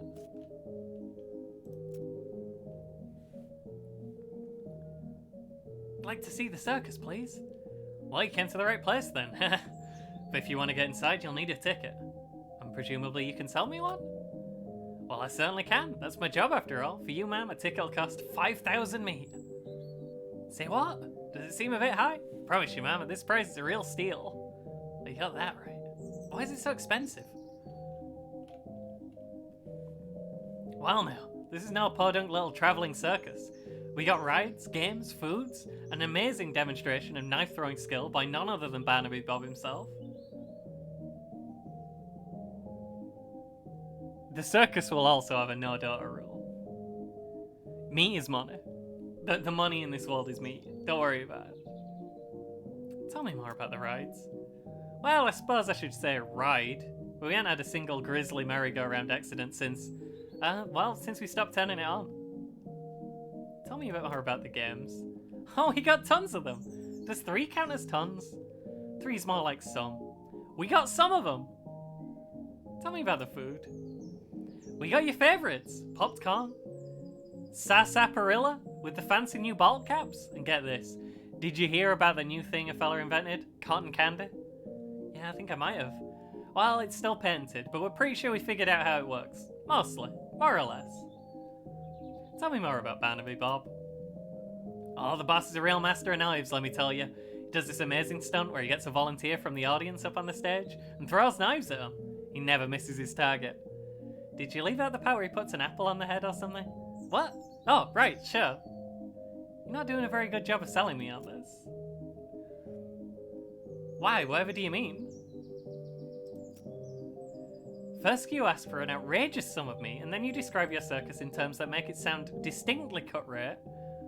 Well now, if you really expected me to pay that much, you'd be doing your best to make it sound like a magical paradise. On the other hand, if it really is as chintzy as you describe it, you'd be asking a price cheap enough to overcome poor word of mouth.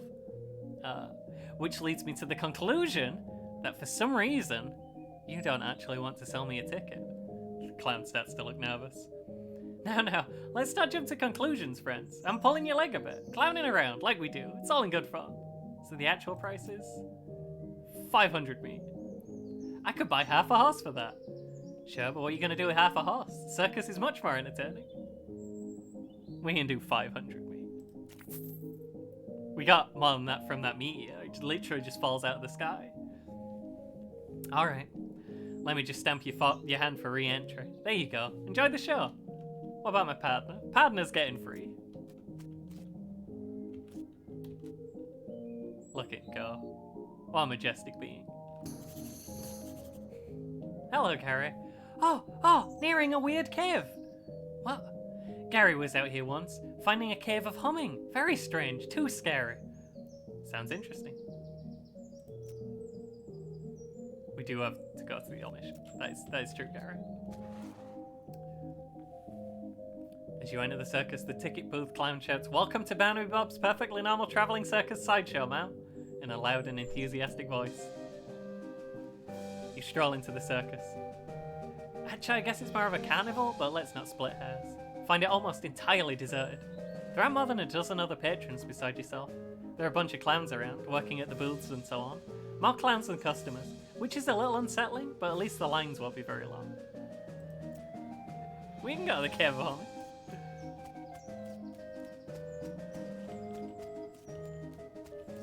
Thanks for the hydrate, Travis.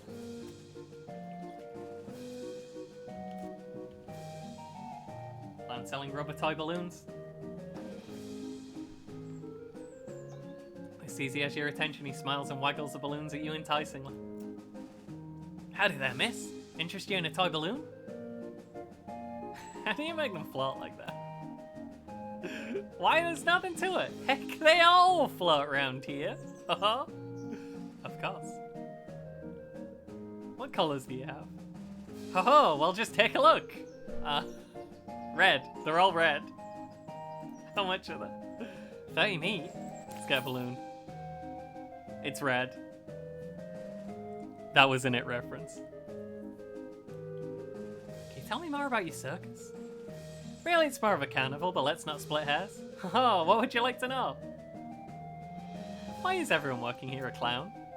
Oh, it's traditional. When the, what do you call them, rodeos stopped being put on, the rodeo clowns took other jobs at the circuses and carnivals. Over the years, it's become the normal thing for carnies to be clowns. It's a community, you might say.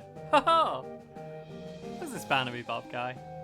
Oh, the boss is a real famous showman. I'm surprised you wouldn't have heard of him round here. Got an eye like a hawk, and he's a real whiz with those knives of his.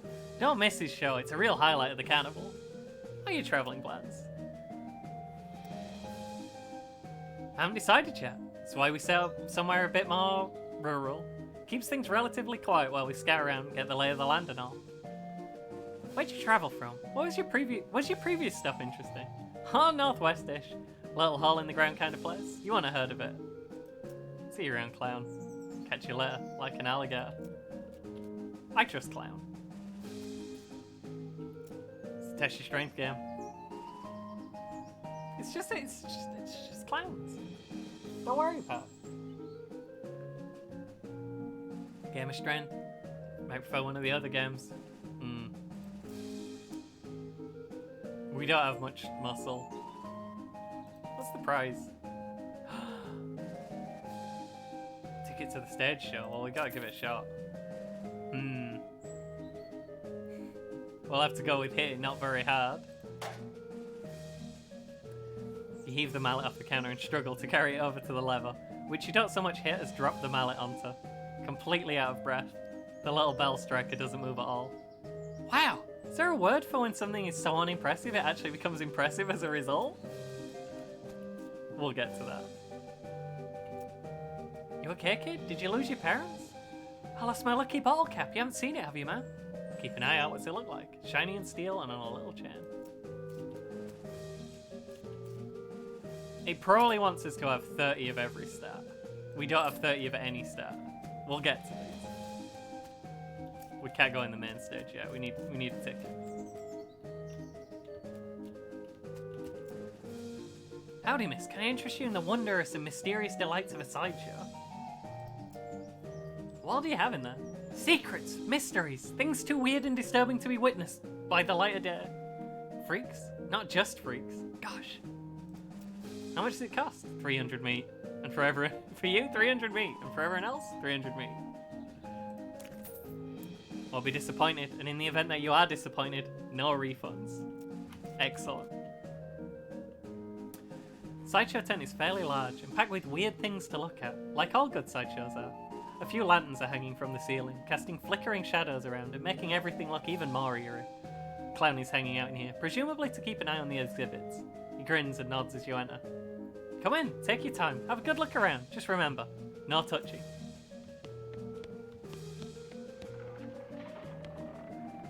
There's a lady here with her head sticking out of a hole in a large metal box.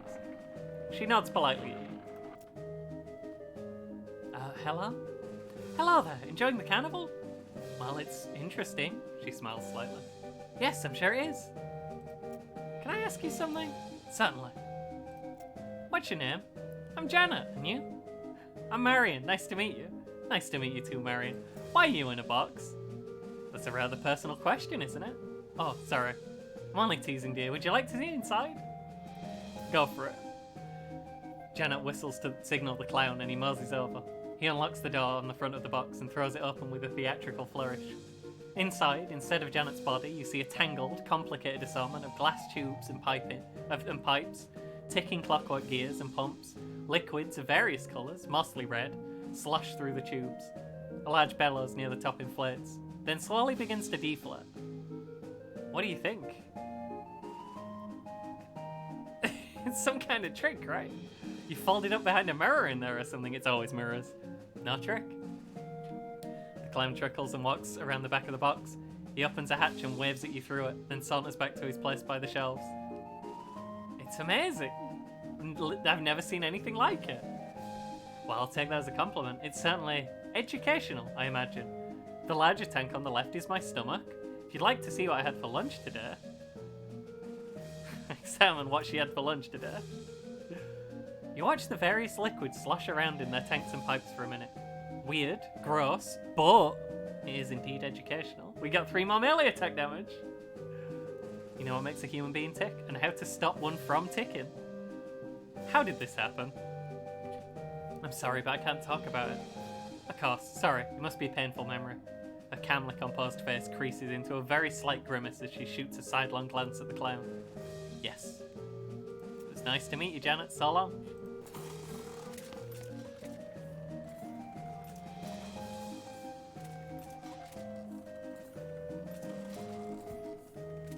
Absolutely.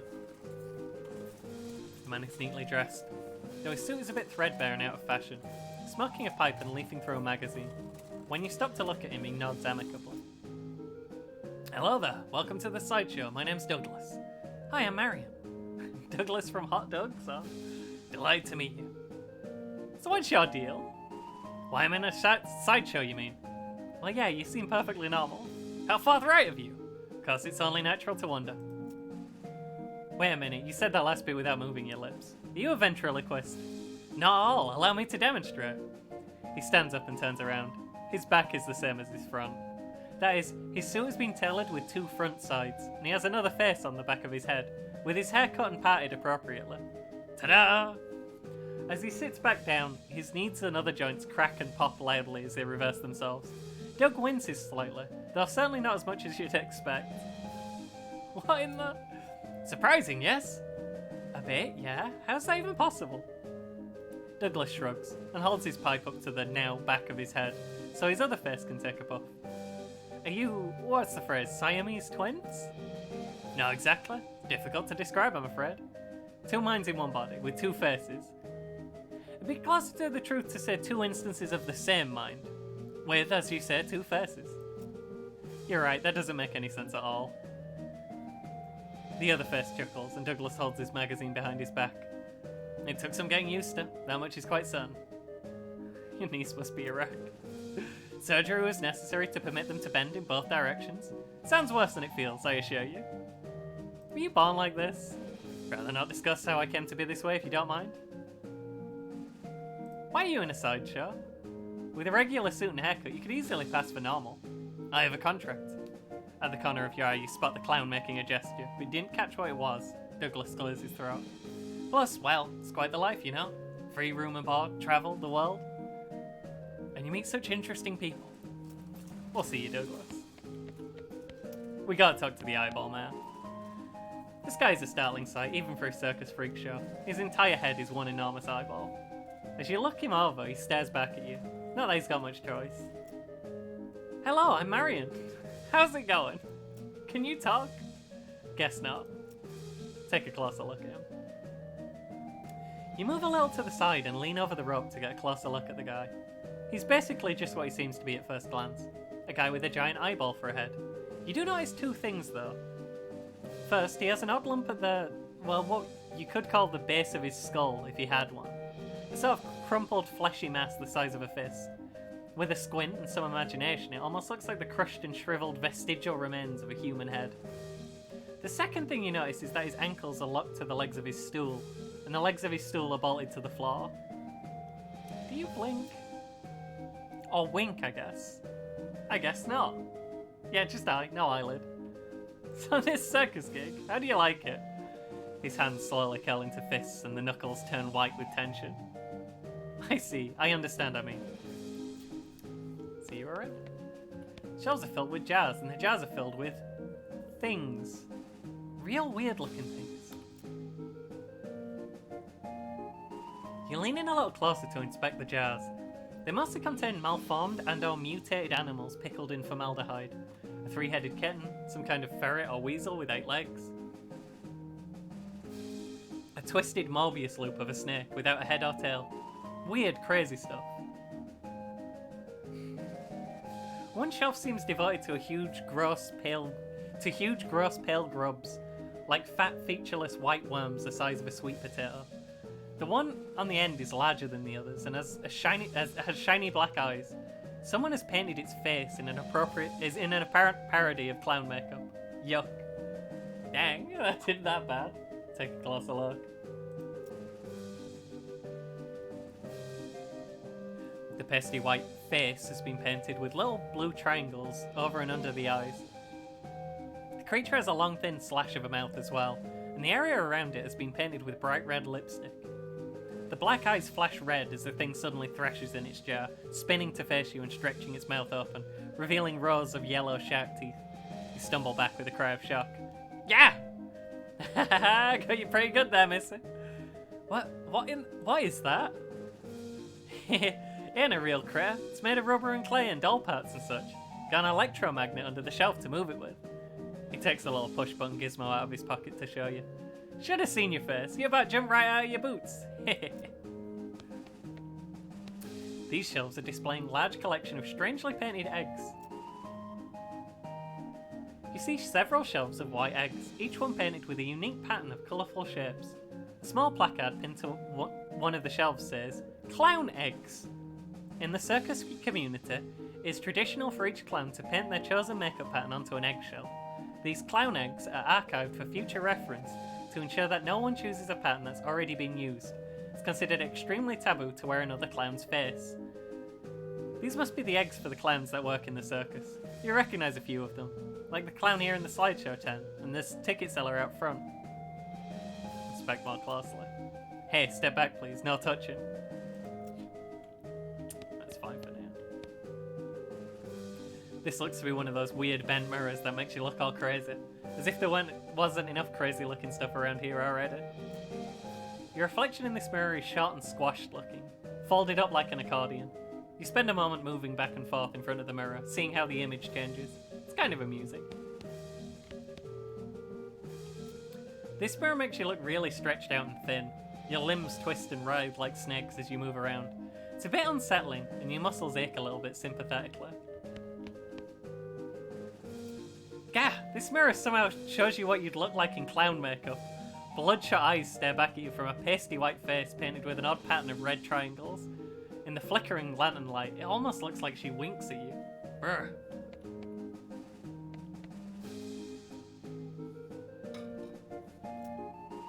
You look in the mirror again, and the clown you is still there, staring. Very slowly, her mouth opens in a wide grin, revealing multiple rows of yellow, pointed, shark-like teeth. Now wanting to keep looking, but unwilling to turn your back on it, you slowly sidle away until it's no longer visible. Swallowing hard, you approach the mirror again. It's empty. Not only is the clown you gone, you don't show a reflection at all. I like that one. It's just clowns, don't worry about it. Hot food, cold drinks, tepid candy.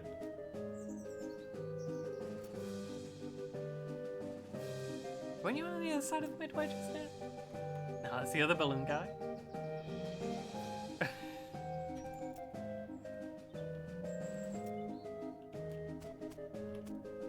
She's right behind you, Legius. I can't remember how to do the puzzle to make the circus thing move. We do need the tickets though anyway, don't we?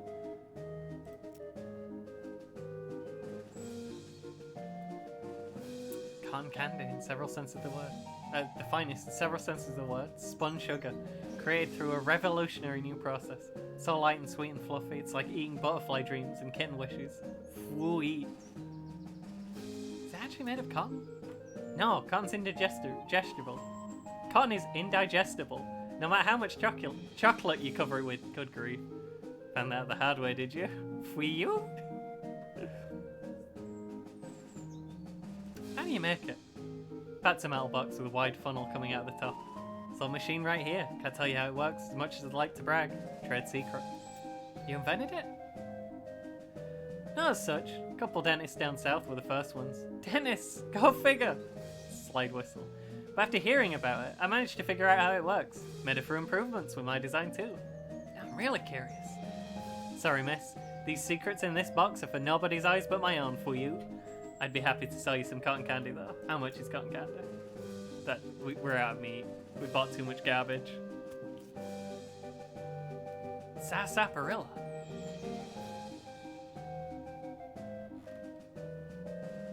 Crown Coke bottle caps and all. Root beer, ginger beer, sarsaparilla. How about snozzleberry? No. How about blue raspberry? No. How about orange? How about lemonade? How about lemon lime? How about orange cream? How about cream soda? How about vanilla? Okay, we're looping. I think it's a lot of things is randomly generated. I actually hate cotton candy, fairy floss, whatever. It's the same thing, right?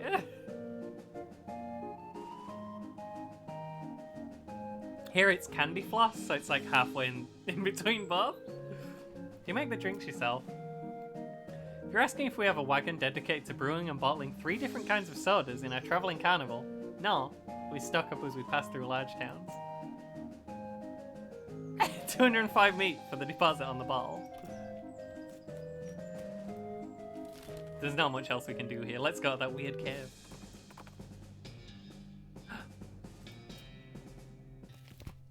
It's wandering Sally, but we don't have any money.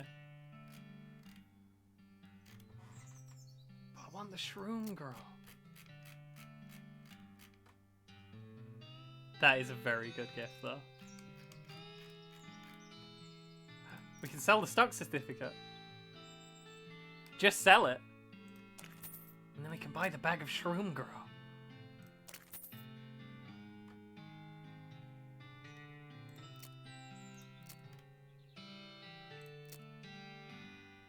Next, we don't need an old cavalry saber.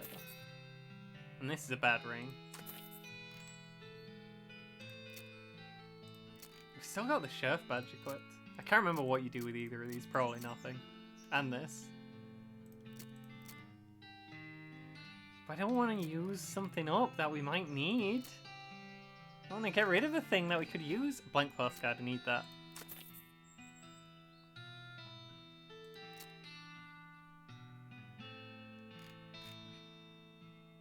That's a lot of stock. We need a pickaxe. Eventually. One day. We'll get there.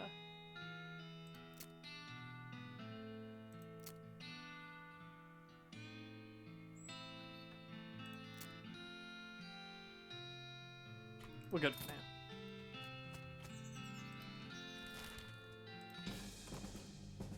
now. Oh.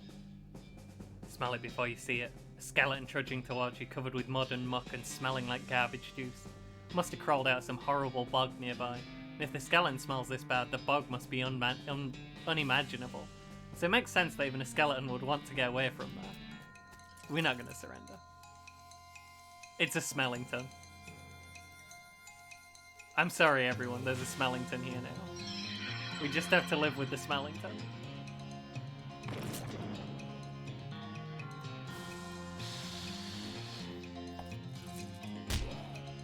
That's easy. And one of the options was to surrender. Get out of here, Smellington. Oh dear. He's quite strong, so he doesn't get punched very hard. But I got quite a lot of spell damage.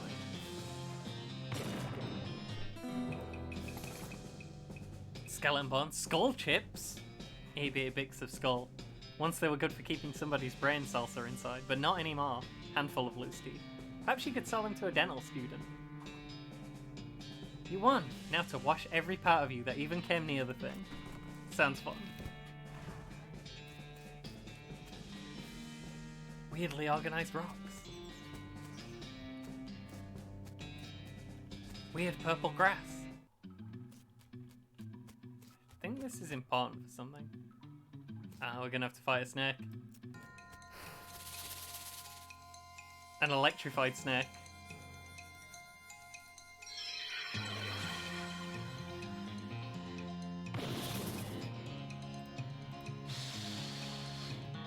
A magic snake. That can't hit me because I'm better at magic than the snake is.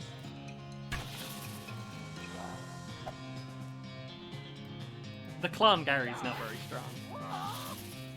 But it's fine. Because that's not... His job isn't killing the things. His job is standing in front of me so I don't get hit. Snake spleen!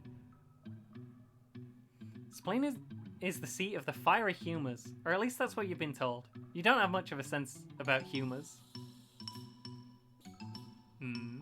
Electric snake skin. Put on your hat to add spell damage. We're doing that. I think if we were strong, we could have pushed this in the way. But I remembered that after I'd already fought snake, so. Where's my electric snake skin? There it is. Big spark fuses the loop class. Gary will need that. Gary has become even more powerful. What is that thing?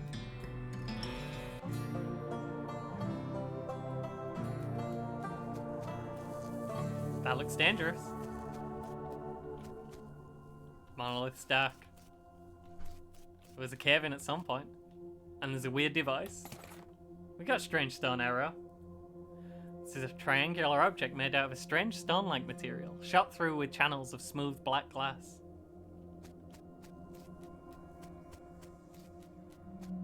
Don't seem to be much else to do.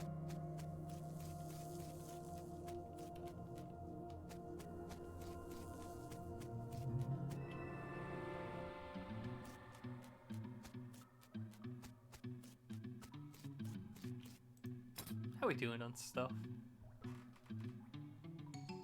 It's gonna be hard to get muscle up high enough. That's not true. We have food.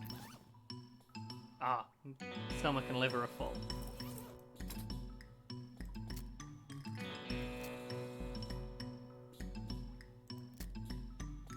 I can boost that. What do I have to eat? Or drink? Increases muscle by 11 and maximum HP by 25 for the rest of the day, but you shouldn't drink it.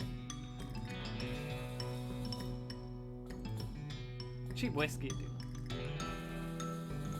Right? That gets that? No. It gets to 8. But it's still close.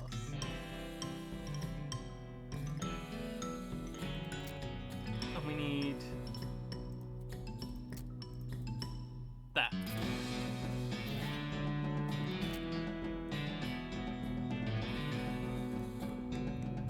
Whiskey machismo. You drink the cheap whiskey. It reminds you of a college. It reminds you of college. College, rather. Your buddy from grade school who died of cirrhosis. Grade school, Kansas, where you once spent a summer at camp. Memories.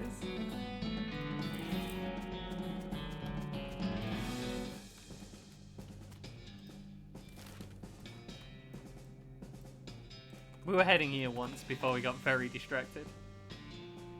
Casper takes a weird turn somewhere and you find yourself completely surrounded by old dead trees.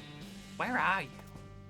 A grey mist closes in on you as Casper marches confidently forward through the gnarled and ancient forest. You shudder. Casper stops. Through the fog ahead you see a shape. You dismount to investigate and it reveals itself to be the shape of a pedestal, topped with the shape of a book. Take the book. A chill runs down your spine as you touch the book. This black-covered book, written in black ink on black paper, is a primer in the arts of southwestern necromancy, otherwise known as Nex-Mex. Nice! Hi, Dougie! I'm playing a stickman game. Nex-Mex.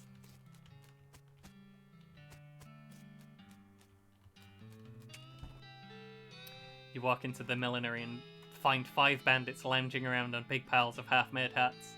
It's the law! Skedaddle!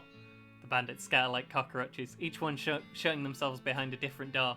Guess you'll have to wrangle them individually. I remember this one, it's good. Look at that. This patch of filthy floor wears a lot of hats. Creates a full to the top with brims. Leave that for now. These hats look like they're more comfortable to sit on than to wear. They're just making bad hairs everywhere. Hairs? Hats. The Mexican Necronomicon. We'll read that in a bit. This one thing's not like the others. Is this where they're hiding?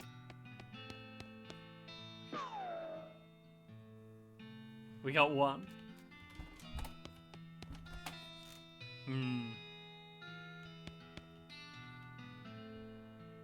Don't know much about hat making, but you know this doesn't make any sense. This hat is moving.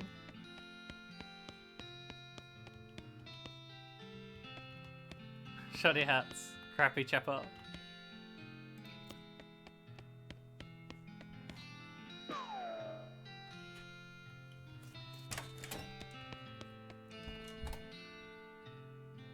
This is a different hat. I'm a hat expert. You can't get that one past me. Given the quality of the one-liners around here, you don't need multiple.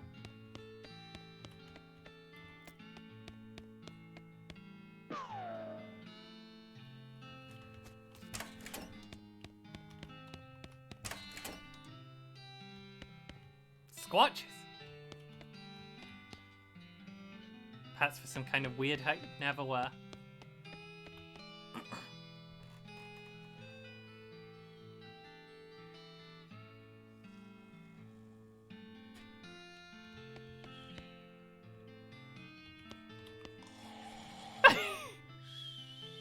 I think they might be here.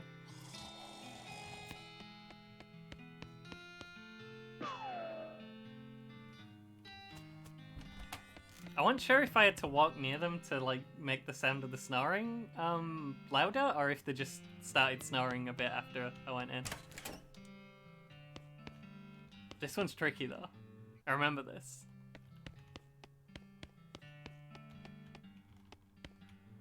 Just so many brims. There's no snoring here.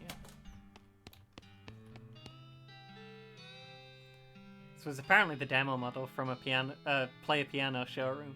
It's only got 3 songs in it. They're all children's versions of traditional songs. They're in the recently invented public domain. And they're all set up to play just the first few seconds on a loop. The people who worked here must have hated it. What song do you want to set the dial to? The Yellow Rose of Public Domain. My old public domain home. Public domain, Joe. Change the song on the piano. Is that whistling you hear?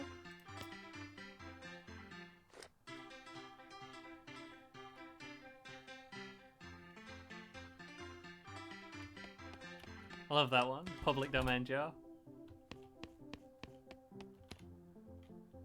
And he also loves Public Domain Joe.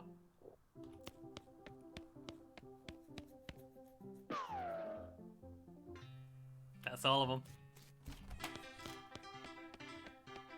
It will continue to play Public Domain Joe. My favourite song. The first couple of seconds of it. Several years worth of hat magazines. Hat Trend, Hat and Head, Hats Today, that kind of thing. Guy say he wore a lot of hats, but he made even more. Safe slightly larger than a cowboy hat. We cannot unlock the safe. We still don't know about safe cracking. One day.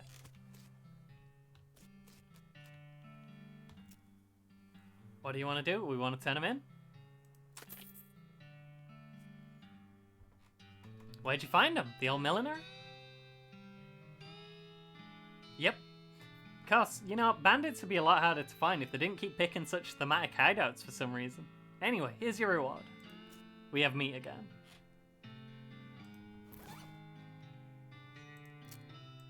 Tempting forbidden knowledge book, but we'll leave it for now.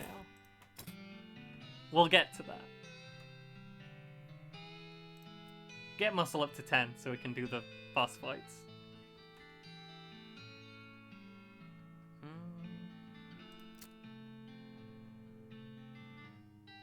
Not sure what we upgrade. Maybe just leave it for now? Yeah, just put in Mysticality. We always need that. I haven't got that one yet. And this will be the last wanted poster, I think. The Gherkin brothers for kidnapping. Brining kidnapping victims. An attempted sale of human flesh for consumption. Last seen headed for the old abandoned pickle factory. Carlo, these dastardly criminals escape justice. Wouldn't be kosher. You mark the old pickle factory on your map. Hopefully chasing them down won't get you into a real, you know. I know. We have a thing to send.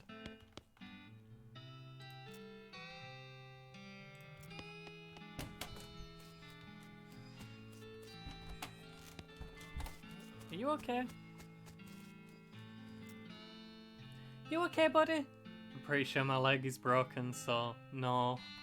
What happened? Traffic accident? No, I just thought it broke all of a sudden.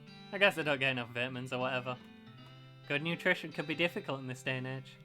I'm gonna need some medicine for this. Can you help? I can try. Thank you. There's a mission up north. The nuns there run a little hospital and sell medical supplies. Can you get me some broken leg pills? We can get him some broken leg pills. Can't remember what this guy sold. It's all garbage. Don't need any of it. Where's rescue mission? We need to get those broken leg pills. I want to scroll the map upwards, please, and not down. I could just zoom out, I guess. We gotta get that man's broken leg pills. Never mind, we're going to the professor's house. Strange stone arrow you just found. Stats going crazy. Beeping and booping, whirling around of its own accord. Practically drags you in the direction of a strange, decrepit looking house. We discovered a new map location, the professor's house. The beeping machine leads you to a ramshackle house in the middle of the desert. With lots of things that we could get if we had foraging, which we don't have. Was it Professor?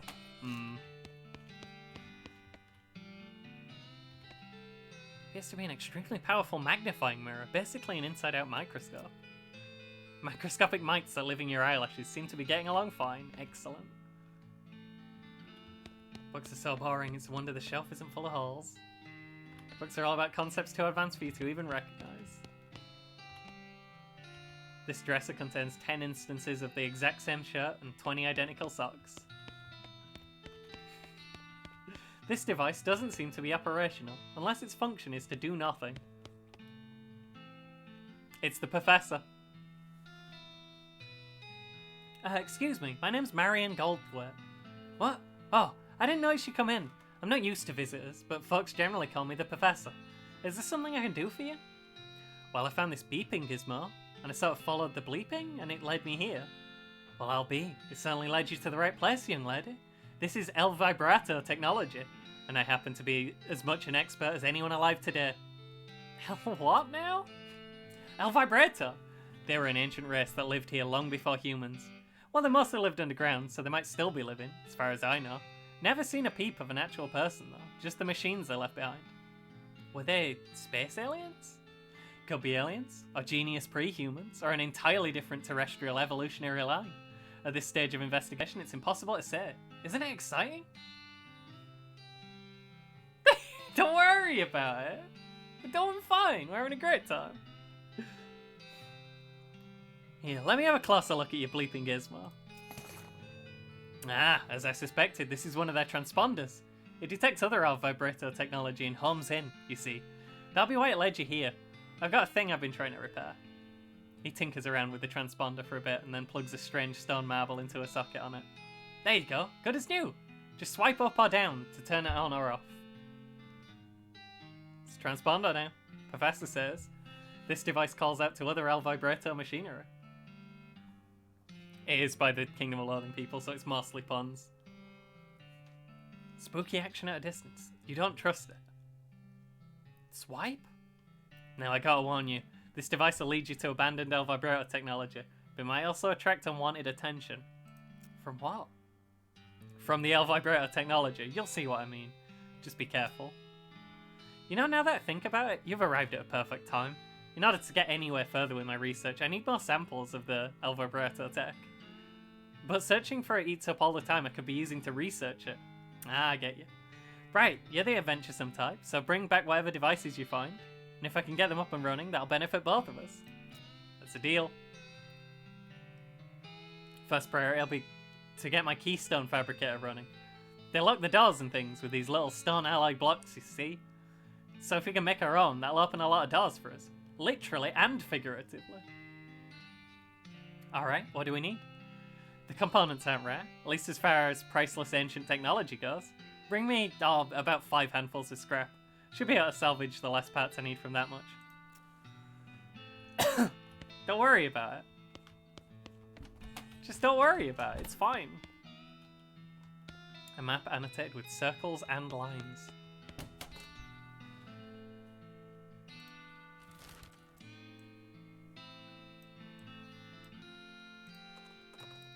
I think we're gonna... Fought all dead. We're never gonna get to where we were going.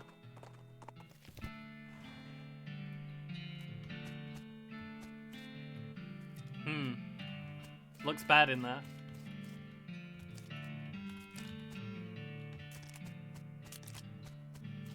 Never mind. Giant map of the region.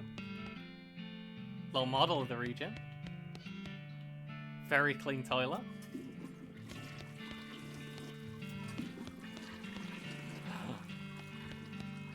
These two have missing flush handles. Oh, just the one has a missing flush handle.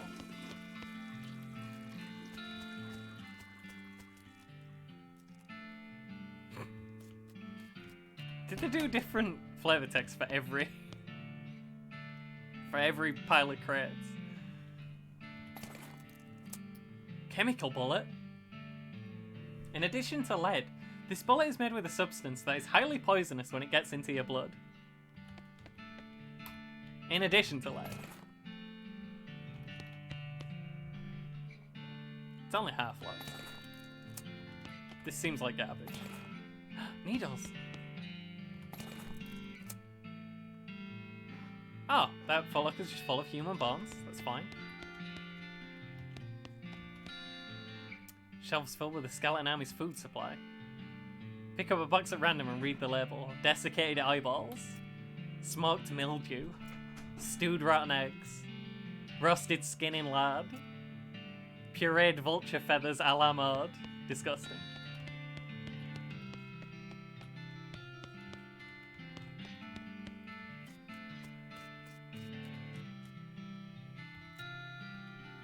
Need some stench resistance to dig through that trash can. Robe receipt? You dig through the knapsack. Some kind of receipt here. There's a receipt for the delivery of 150 black silk robes. Sounds pretty ominous. Interesting. It's also an evil-looking leather-bound tome. We already have one. Last thing's a little diary, which you decide to leave in there in case the owner comes back looking for it. Seems to have been written by one of the necromancer's cultists. He and several others were reanimating the dead soldiers here, on the theory that the best undead army would be a literal undead army. The hitch in the plan came when they raised the officers, who decided they weren't going to take orders from a bunch of weirdo civilians. Last entry suggests the author and his cohorts were planning on abandoning their station and reporting back to the necromancer, but the entry ends abruptly in the middle of a sentence.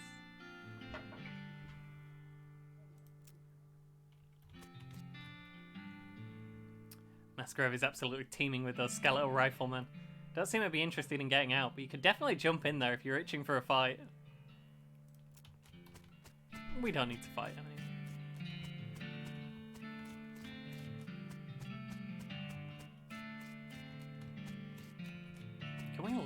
Can we shoot the cannon?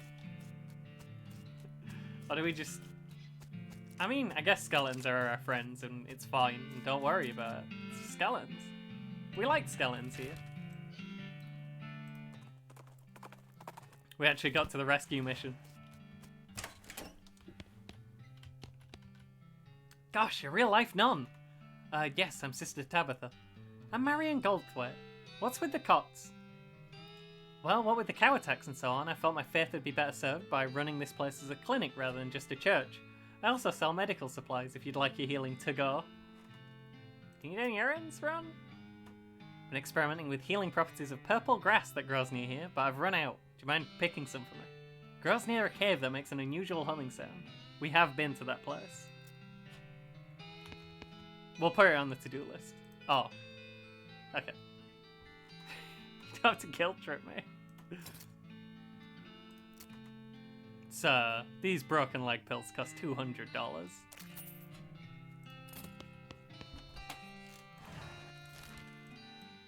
We'll save this man's leg and then we'll be done for the day. My voice is starting to give out. I've been streaming a while. Oh. El vibrato transponder starts making the bleeping noise. That means either treasure or a monster is nearby. Turns out to be a monster. Nuts. Fortunately, it doesn't seem to have noticed you. Oh, it's a baby monster. For children.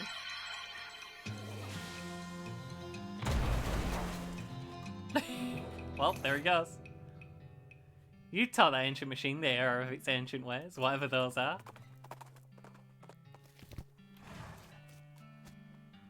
Oh, okay, I've streamed for about 4 hours. That does seem... That's longer than usual, honestly. Also, 0 drop frames? Oh, hello. Are you able to get some broken leg pills? Without them, I'm stuck just sort of lying here in the street. Here you go.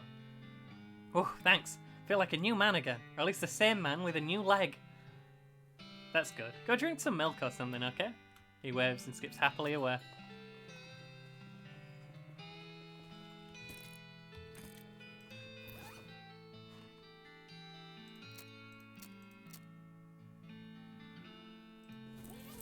I have 2 next max books. I have fundamentals and introductory.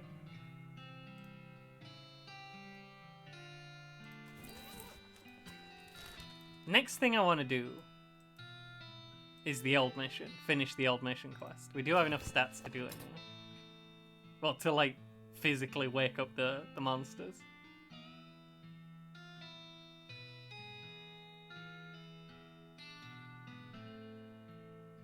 We're gonna give it a minute first. It's part of the reason I didn't want to do the doctor, because she'd be upset. I don't know what happens, but I just assume she'd be mad.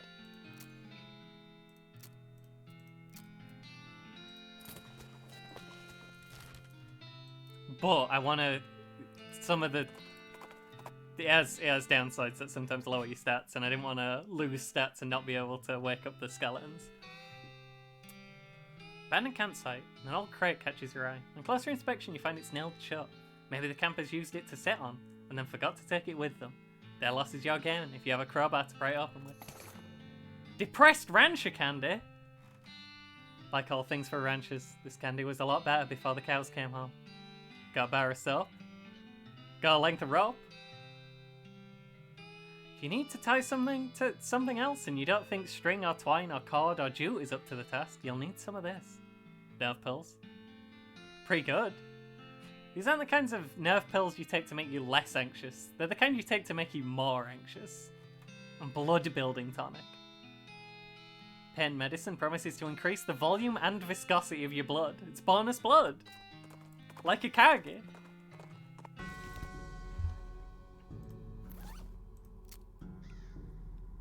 You don't find spleen items as often, if I remember. And I think the nerve pills are spleen items. So let's do some nerve pills. You dry swallow the nerve pills. You got a lot of nerve now. You got a lot of nerves, extra ones in your brain. Excellent.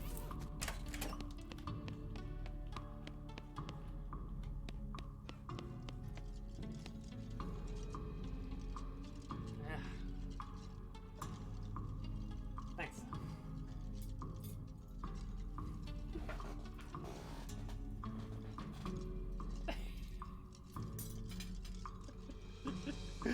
Sam just handed me lunch, dinner. Okay, that probably means it is time to come off. We'll beat these dang skeletons quick. We can open the sarcophagus now. You grunt and strain and force the heavy stone sarcophagus lid open. There's a skeleton inside. Holy crap, his bones are huge! Fortunately, he appears to be asleep. Oh no. His bones are huge! He's got bones the size of tree trunks.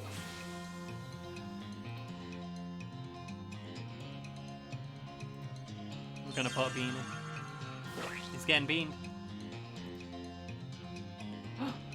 Get him, Gary. Oh, he buffs himself as well. He's not as strong as Gary right now, though. Also, we really debuffed the crap out of Saint Beefus. He's done. He's got nothing. Yeah, maybe Gary's not gonna just take him out with kicks.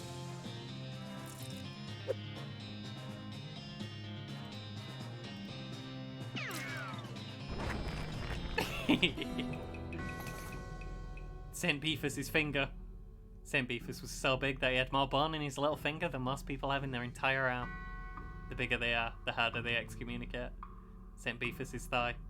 Saint Beefus' legs were so big he had to sit in 2 chairs at a time. That's a melee weapon.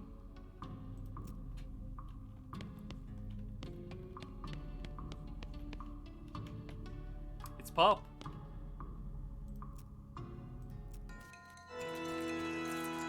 He's still faster than me. Takes a lot more damage though, now. So we just need to go for him.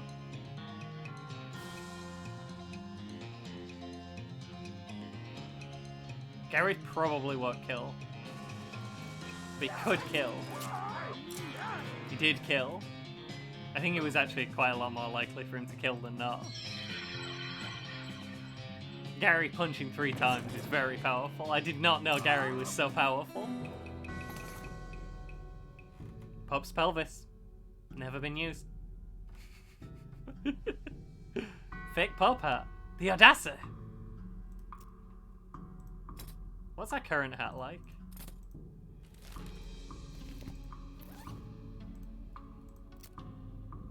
Ah, it's got the snakeskin hatband on. I don't think we can take it off. It's fine. We'll keep the hat we've got for now. It does have stars on it, and that does make me happy.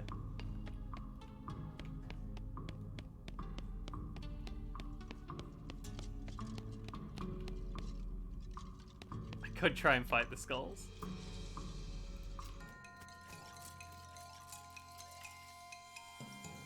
Sometimes you just gotta fight some skulls. I am very strong now.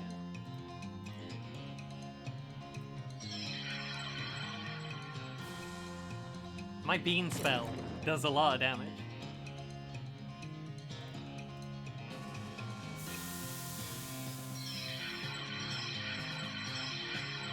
You can't even hit me.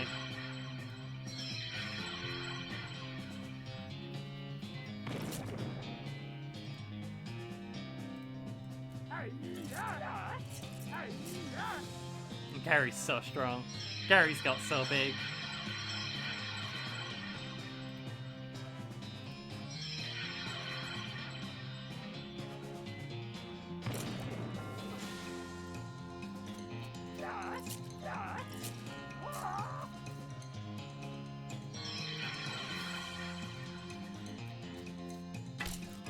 bopped him. Easy. Ha! Even 5 heads aren't better than this one. Gary was there too.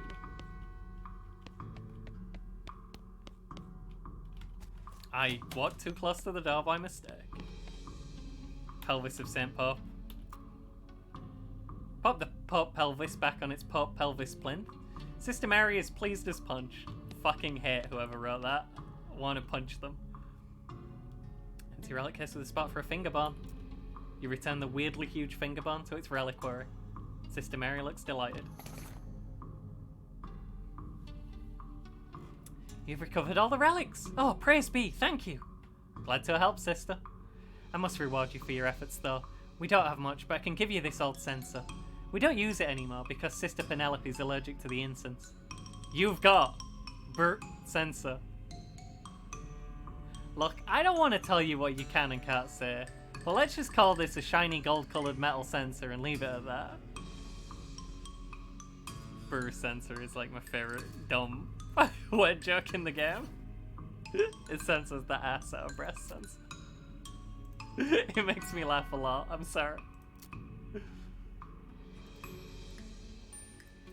I'll take that over the cow.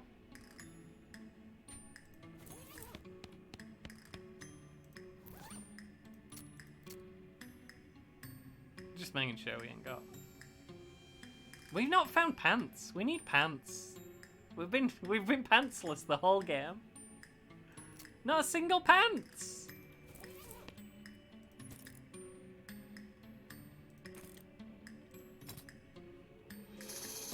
How much XP have I got? 200. That's too many.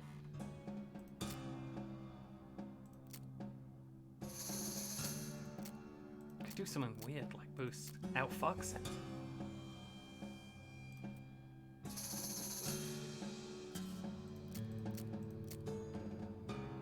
That's double damage on my spell.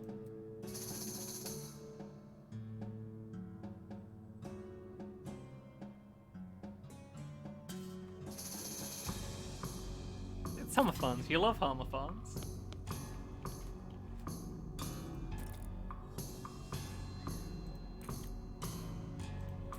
I don't know when this saves. Okay. It saved. It just always saves. I'm gonna raid into someone. Lee just said, you didn't do quite 4 hours, so I did just get over 4 hours.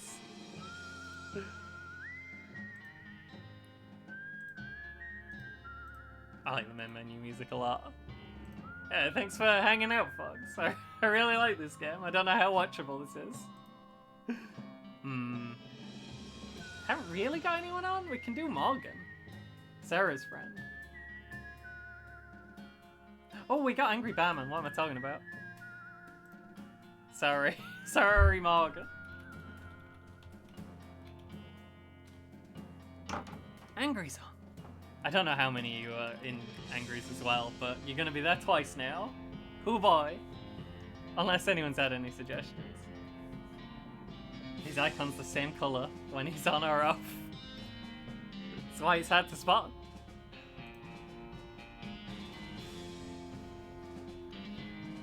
Whoa. Oh dang, thanks for stopping by everyone. It's been fun, it's been wild. I'll continue this, I like this game. I'm gonna do this for reading day, because there's so much reading in it, you see. But then everyone else were doing stuff and I didn't I didn't get around to it. I'm glad you had fun. See you guys.